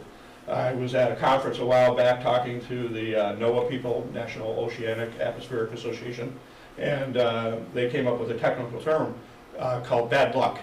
So there's no way to anticipate this, but it's really fascinating to see how this affected our water tables. And this is really important because we experienced this major drought, but you can see there is a seasonal up and down. And then even though we had this major drought in 2012, it recovered. And the reason I think this is important to understand is it shows the resilience of our sand and gravel aquifers and our limestone aquifer. If we take care of it, it can recover. And so when I talk about sustainable sources, that's what I'm talking about. We have control over this. And now that we've been collecting data, we have a better understanding of which aquifers behave certain ways. This is another one, and you can see just how far our water tables dropped, but this one in particular recovered. So this is right at Lake in the Hills Fen. And one thing we do see is areas that are next to or in a natural area tend to recover more quickly. But this is a groundwater fed system here. And so you can just see how resilient that is. But not all of them act that way. So this is over by Spring Grove. And you can see we had our 2012 recovered, and this precipitous drop. And even though we've had rain and most of our other wells have had some form of recovery, this is continuing to drop. And this is here, but it's the same aquifer as a development up in this area. And I was working with a homeowner who had built his dream home, and within a year ran out of water. And he's in the same aquifer as our well here. So are you able to understand, I mean, given where the monitoring wells are, like, what are the conditions in these various areas that is contributing? Is it the runoff? Is it, besides drawing on, what else is, because that's a pretty steep line. It was a dramatically steep line, and what's really interesting, so this mapping system, unfortunately the USGS took it down. They're getting ready to put a similar system back up for us where it's color coded, showing whether it's low, normal, or above normal. All of during the drought of 2019-2020, everything turned red. All of our wells turned red, except for this one. This was green for a long, long period of time when all the other wells had gone bad. Now, this is still red today, even though all the other ones have had some form of recovery. And the reason for that is you've got 100 feet of clay above that aquifer. And so it took a long time for that water in the clay, because clay holds onto things, and so it took a long time for that water to drain. But once it drained, it's going to take a long time for that aquifer to recover. So we've got another resource that we use. So we also use these monitoring wells for water quality. So we've been doing what we refer to as a decadal study. So every 10 years, we're using our monitoring well network and collecting samples and running a full battery of tests. So what we're looking for is trying to see trends in water quality over time. If we start to see problems arise, because groundwater moves so slow, 10 years is kind of a way of addressing it without overspending. But if we see trends, we can change our behavior. But if you're not looking for it, if you don't have that baseline data, you have no idea what's going on. But so we did a study in 2010, and we did our second study in 2020. This report just came out at the first of the year. So this is available online now. And then with this study, we also added in contaminants of emerging concern. So these are pollutants that are not currently regulated but are known to be problematic and will likely be regulated in the future. And so once again, we needed to know what we have now in order to see how changes occur over time. And then at the time, they didn't, has anybody heard of PFAS? So I won't, like fluoroalkyl substances or something like that. But PFAS, it's a family of pollutants, a family of chemicals that are used for like waterproofing in clothing, stain resistance in carpeting, Teflon in pots and pans. It's used everywhere, and it's literally in all of our bodies at this point. We're just starting to really get a handle on just how damaging this pollutant is and how widespread it is. So while we were collecting samples, I had them collect samples for PFAS, even though they weren't set up to run the analysis at that time. But we got funding to run the analysis, so we're waiting to hear back from that right now. The USGS and the EPA have done studies at water treatment plants throughout the state, and that report's coming out. The same person, scientist who works for us, managing our monitoring well network and water quality studies, is the same scientist that's doing this report. So this is showing relative levels of toxicity for PFAS in drinking water wells.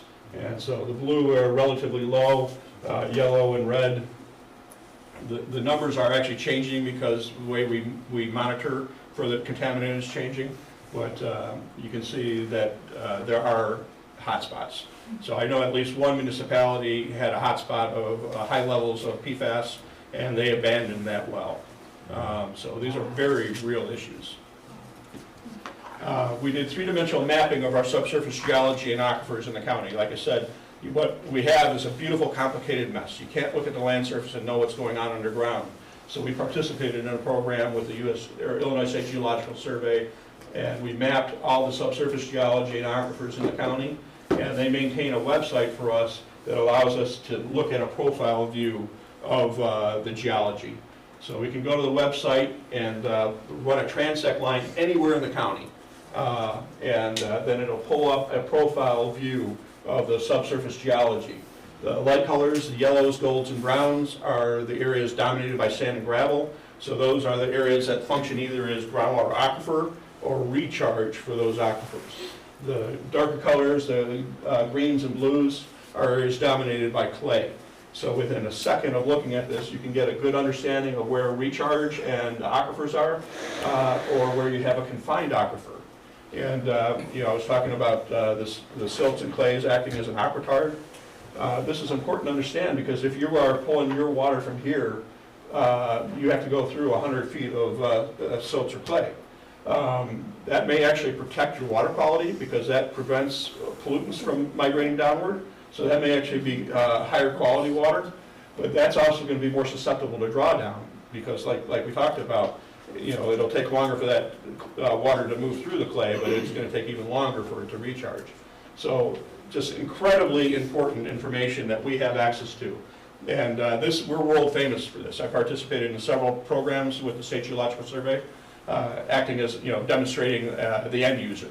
And so any geologist throughout the world working on three-dimensional mapping knows exactly who McHenry County is. So another thing to be proud of. This is a second iteration of what we refer to as a sensitive aquifer recharge areas map. The first map was done when we did the initial RAP, but we used the three-dimensional mapping to update our SARA map. And so what this is looking at, the red areas, are areas that have a surface connection from the land surface to the various aquifers.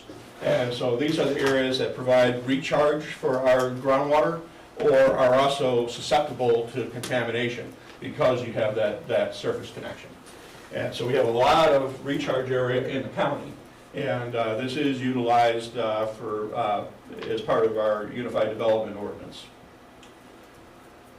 Sensible salting. So our use of salt is doing a good job maintaining safety on our roads, but too much of a good thing maybe. We are polluting our groundwater. and our surface water. And this is not just McHenry County, this is being experienced worldwide. Out east where they've been using salt longer, you actually have DOTs that are having to pay to replace wells or pay to replace people's water heaters because they're corroding so quickly because of all the chloride in the groundwater. But here in McHenry County, we've been a leader in sensible salting for a long, long time.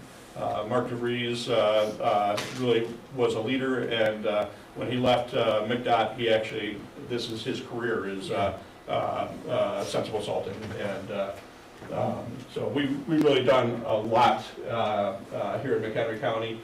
We do have, since 2009, we've been hosting sensible salting workshops. We do our workshops ourselves, which is another source of pride. A lot of communities, counties, hire a contractor to come in and give kind of a generic program. We do it from the ground up here. But these are some of the things that we talk about when we talk about sensible salting. And these are not, real highfalutin ideas. These are really practical. So first, store your salt properly. If you have salt that's exposed to rain, every time it rains or snow melts, it's just gushing chlorides into our waterways. There's no excuse for that in this day and age. Calibrating your equipment. The equipment does not come from the factory calibrated, nor does it stay calibrated. So at least once a year you need to calibrate your equipment, otherwise you have no idea what you're putting down. Pre-wetting salt. Salt actually needs to be wet to work. And so if you're putting it down in the dry, one of the things that happens is it just bounces off the road into the right-of-way, where it provides absolutely no benefit to humanity. It comes at great environmental and economic cost. But if you pre-wet it, that helps it stick to the pavement as you're dropping it, and then you're putting it down in an active state. So it's working right off the bat, and that allows you to put less and less down because you're putting it down in an active state. And then liquids, and I think most people have seen the striping on the roads nowadays, but we're putting liquid brine down on the road before a storm, and that prevents ice from forming and allows us to push the snow off more easily. And if we are able to get down to pavement quicker, that means that we don't have to put more and more salt down. And when we talk about beet juice, this is where the beet juice comes into play. And so the beet juice is a carbohydrate. It actually reduces the temperature, lowers the temperature that the salt will work at. So typical road salt will only work to 15 degrees. If you create a liquid brine with your road salt and then add the beet juice, you can go down to 0 degrees. So it improves the effectiveness of your material, and then it acts as a bonding agent so that you can put the material down day before the storm, and it works when the storm comes. So if you see the striping, you know a storm's coming, because these guys aren't going to put it down unless we get a storm. Yes? I know Lake Zurich uses beet juice a lot. Do we use it frequently? Well, I don't, let me get, I'll go. Didn't we create it? We created it. Did we? I don't know if we created it, but Mark created it. He definitely. I know it's around, but I know Lake Zurich is now getting a lot of No, attention for it, so I mean. So if it's not beet juice, they're using another carbohydrate. Okay. So I can't say for sure, who's using beet juice. Right. These guys use what they refer to as a super mix. And so they make their own brine. They actually have invested heavily in this technology. And this is, once again, it's a source of pride. If you ever want a tour of our facility, just let me know. What's that? Anyone can have a tour of our facility if that's of interest to anyone. I would highly recommend. When the weather's nice. Yeah, I want that, yeah. So they make their own brine, which lowers their cost of implementing sensible salting. And then they have a brand new tank farm.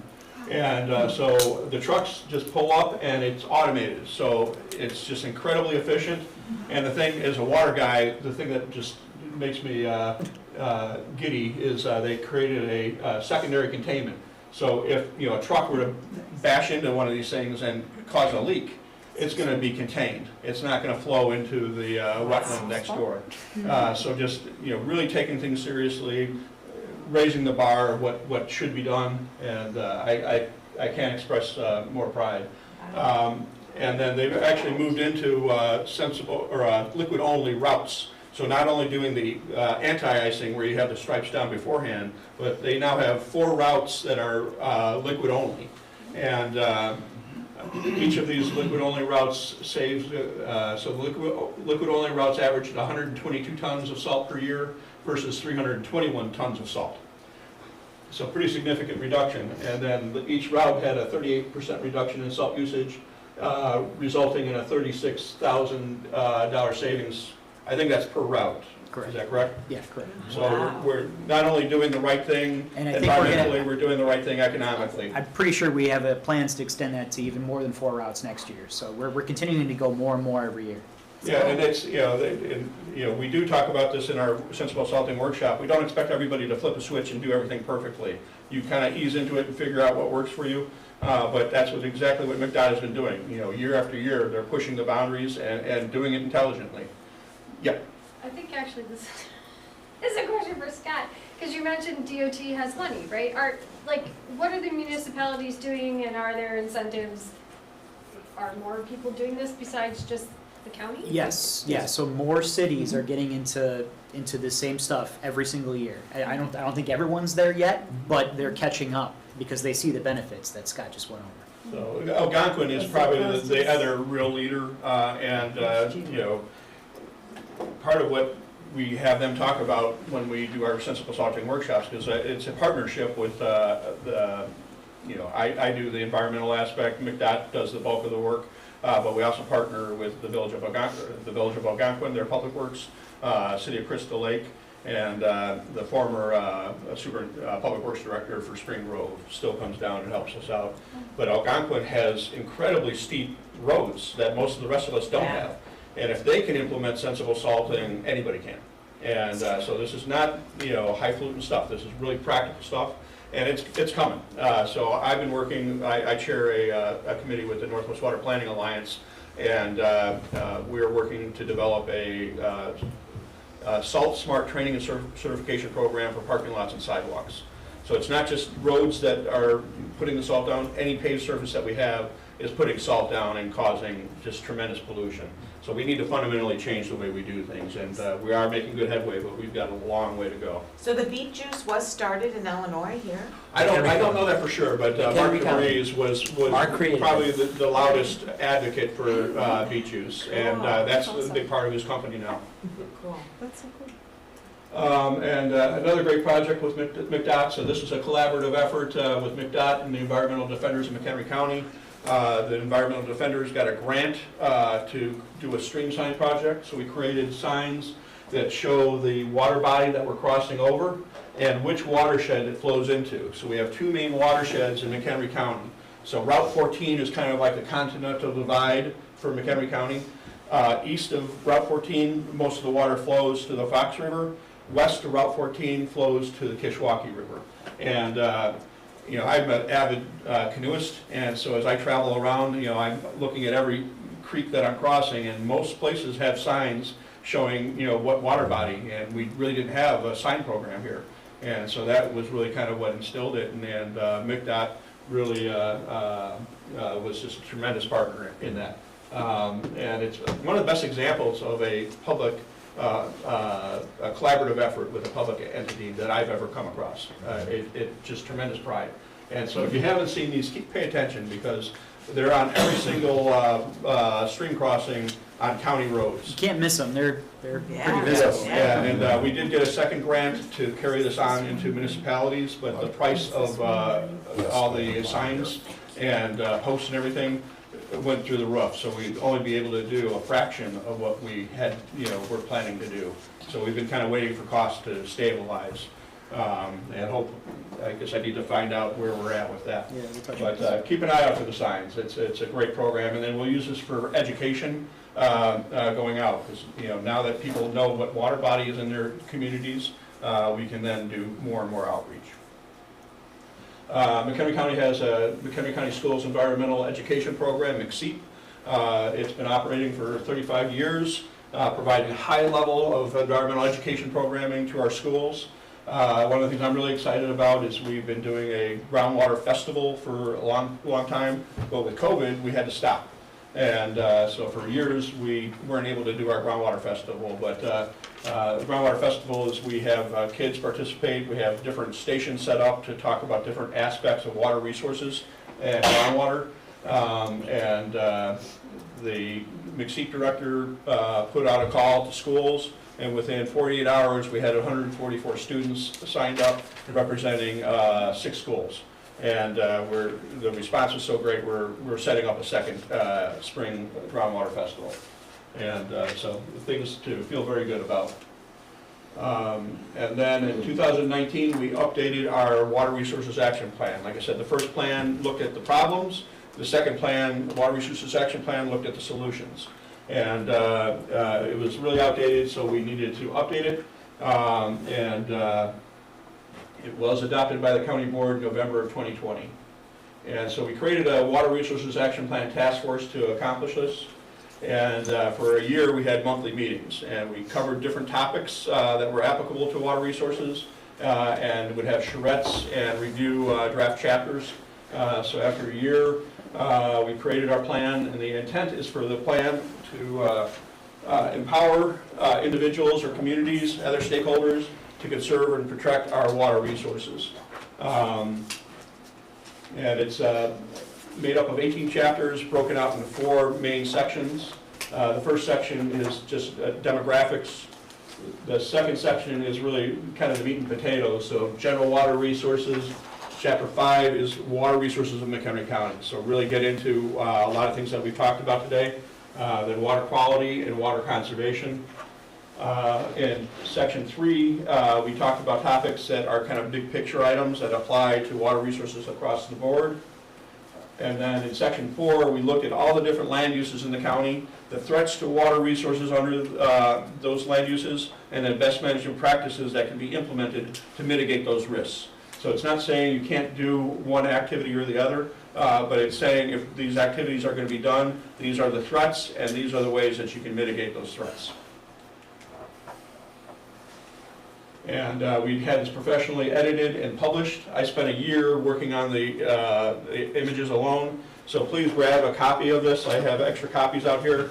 And even if you don't read this cover to cover, I'll be really disappointed if you don't. But even if you don't, please look through it like it's National Geographic, because the graphics, we really spent a lot of effort on that so that people could understand the topics that we're talking about, not just throwing a bunch of words. Did you have something, Mary? I have a question. You know that picture of the Sarah map that's not been done in 3D? Can we get some pictures? Can all of us get a copy of that? Sure, and it's actually a layer, if you go to our GIS, interactive GIS systems, on the Plan Dev Viewer, that's actually a layer. So you can look at an aerial photo and put that over as an overlay. Good. Okay. But I'm sure I can send you a PDF if that would be helpful. Okay, that would also be helpful, but that's, Okay. and how about the link? Just send it to all of us, Sure. okay? Is the Gray Line project still in effect that we started in Richmond? I'm not familiar with that. Using wastewater to water the golf courses and stuff like that? I don't know. I think I've heard that Sun City does. If they don't, that's part of our future. Is water reuse. So if we're particularly if we're pumping water from that deep aquifer, right, and then just dumping it into the river, that's every drop of water we take out of the deep aquifer is water we're stealing from future generations. Mm-hmm. And so, I feel very strongly if we're taking that water, we need to be using that responsibly, and as many times as possible. Really makes a lot of sense. Maybe with the infrastructure money that's coming in, maybe that's a good time to set that up, so that when you do have industries come in, you're ready-made to tap in. Yeah. But golf course irrigation is one of the common uses for gray water. Mm-hmm. But there's no reason we don't. Water in any form is not a waste product, and we need to stop thinking of it as such. Anybody else? So next steps, we want to work with municipalities to use the RAP and these other tools. The three-dimensional mapping, our monitoring well network. These are world-class resources, and we really want all the municipalities and other stakeholders using these things. Increased collaboration between municipalities and other organizations. Like I said, I work with organization, the Northwest Water Planning Alliance. We've got a lot of different organizations that we can be collaborating with.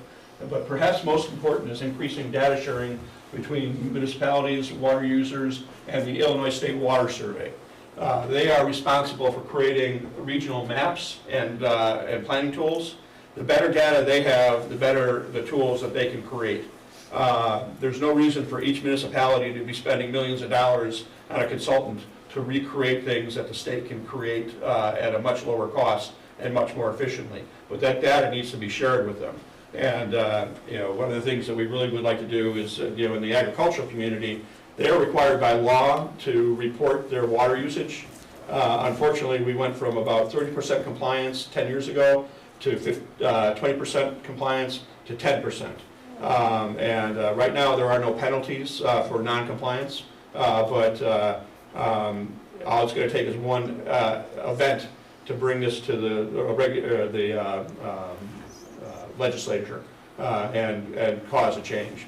But we'd like to make it easier, so what I would like to do is pursue funding to get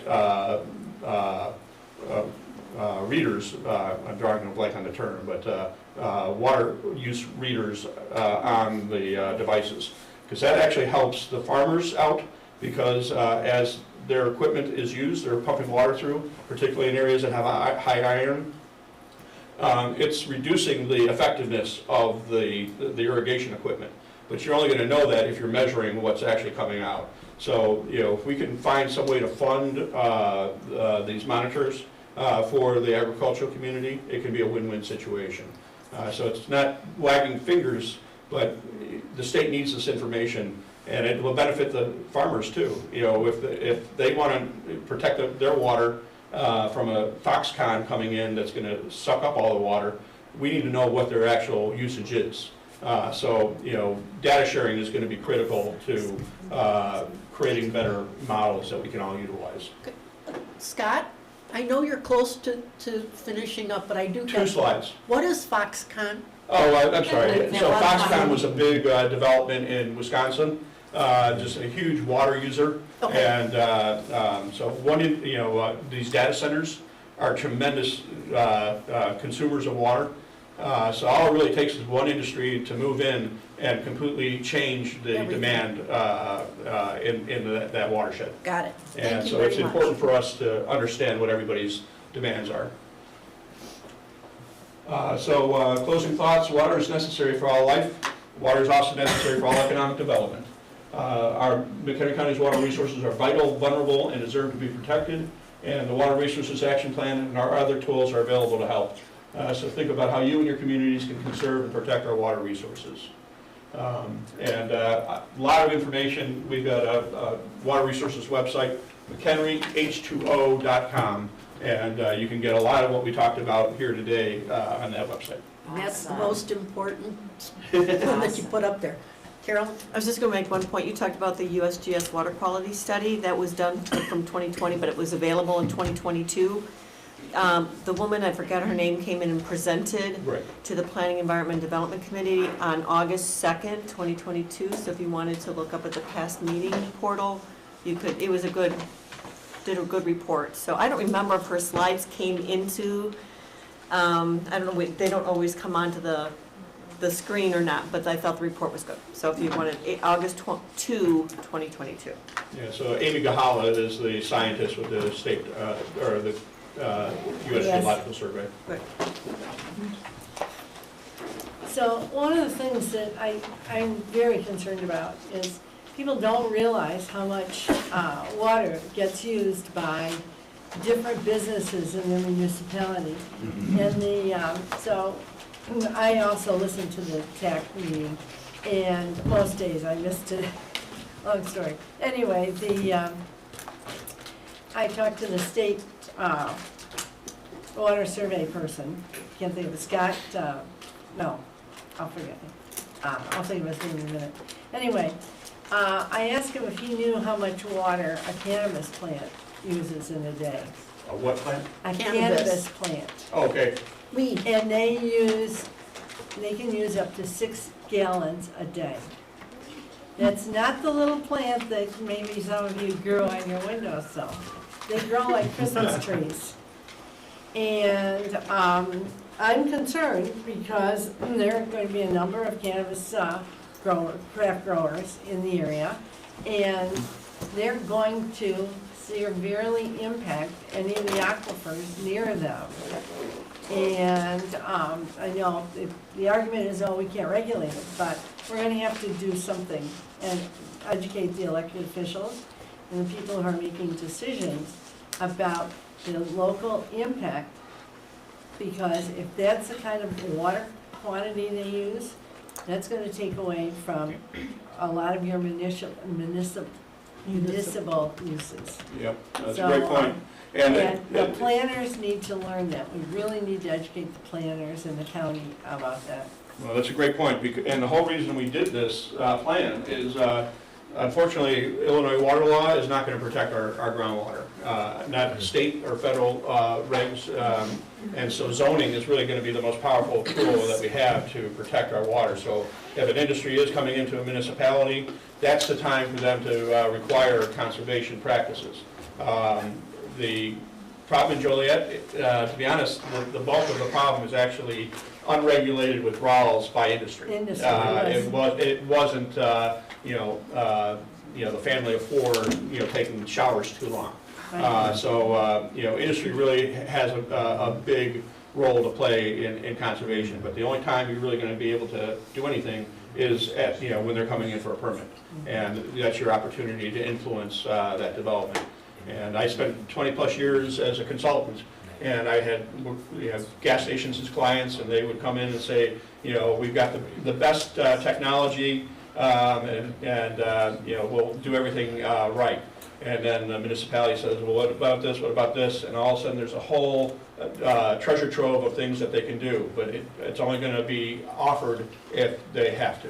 And so I think that's a big part of what the information in here is about. Not saying you can't do it. We want industrial development. We want smart growth. I think I've heard you championing infill, and that's we talk about smart growth throughout this plan. Focused development where we've got the infrastructure in place. You can have development and flat demand, but it's not going to be done on its own. We have to influence it, and we're not going to be economically viable if we squander our resources, plain and simple. And I usually let Mary have the last word, except Melissa asked a question. Wanted to ask a I question. have a question and a comment. One, is there something that exists like a McHenry County Water Compact, kind of like the Michigan Compact? That's one question, like with all the municipalities in the county together. And I kind of wanted to understand what level of collaboration and data sharing is happening now with regard to water, and then follow-up would be what role, if any, does the Regional Planning Commission play in that or help move that forward? Because obviously water, I had no idea we have salt water under us. Yeah. I'm still sort of caught up on that, but more importantly, how critical water is and how do we use policies and zoning. Can this group really only recommend, probably, but to what extent can we continue to change policy but have it adopted widely with the municipalities? Because it seems like it's going to take everybody collectively doing, moving in the same direction to really make an impact and have long-term sustainability. Right now, there is not a lot of collaboration going on. It's not to mean that it's antagonistic or anything, but I really do want to bring, my thinking is that, we had monthly meetings. I mean, the turnout, we had 60 people at most of our meetings. I mean, we had incredible turnout for, a county program. You just don't normally get that type of turnout. But water is an issue that people care about. We've got kind of the infrastructure in place, so maybe this can be the nexus for that communication. I'll add to that. Shaylin Dangle has put together a couple different groups and networks. So one would be the Mayor's League, and we'd be kind of aware of that. But then the next one would be the Planners, the McHenry County Planners Forum. And that's been, I think there's been 2 or 3 meetings on that. It's in its infancy, admittedly. And it's something that would expand from planners to building code officials and Elected officials, integrating. right, ultimately, they're gonna have to approve the Right. adoption of And this. the challenge on any of that is bringing elected officials to the table. And that's why it's gone down to really a staff level of bringing in people that are going to bring those recommendations then to their municipalities, or in our case, the county. So it's certainly something that's the foundation's being created for, and bingo. I mean, the first line of action for any of this, first mechanism for it is going to be zoning. Well, and it's, Illinois water law does, or state law allows for, what is the term? Because we did try, there was a group that was trying to create a water utility or a water, It was, you're talking about in Kane County? no, here in McHenry. It may have been a more regional. Oh, that was a long, long time ago.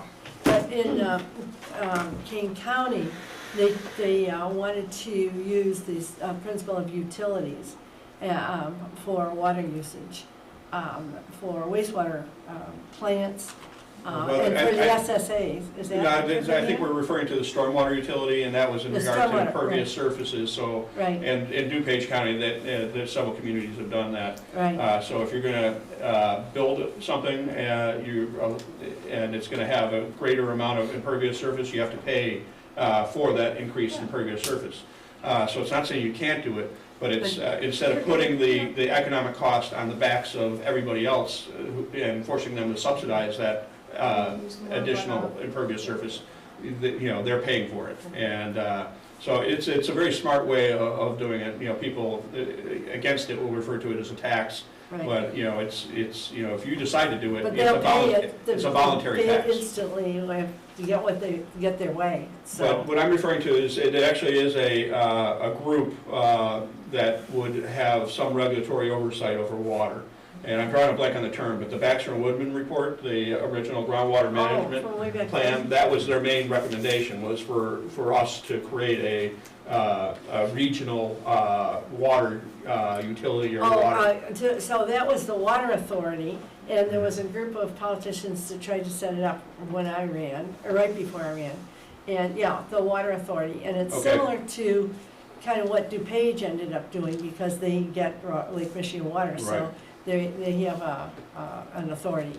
And I think that has a lot of potential. I think the timing was bad when they did it before, but, yeah. I knew some of the people I'll involved have in to- it. yeah. That was I'll have to above look my it up, pay I grade. might even have some information about that. Yeah, it's Okay. something we should look into, and because right now there is no control, there is no governing authority, and even, the state doesn't know how much water is actually being used.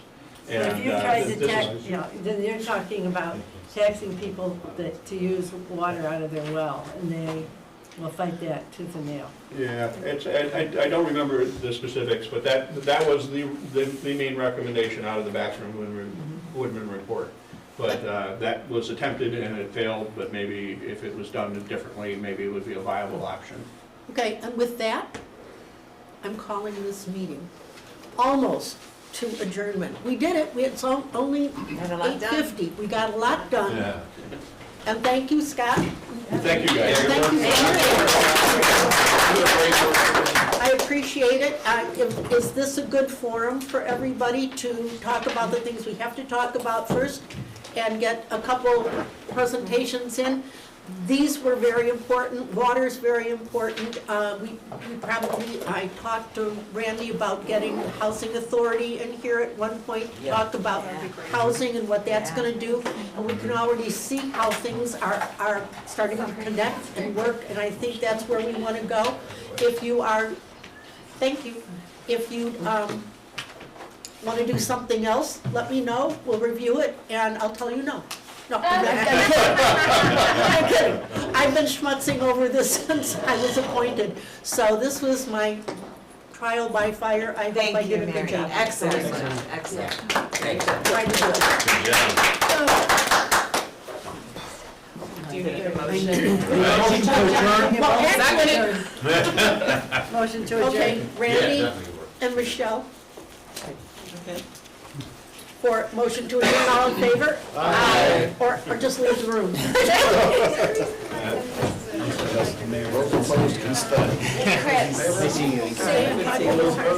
I'll make sure I send this. Yeah, me too. I know you guys get asked all the time, like, oh, isn't this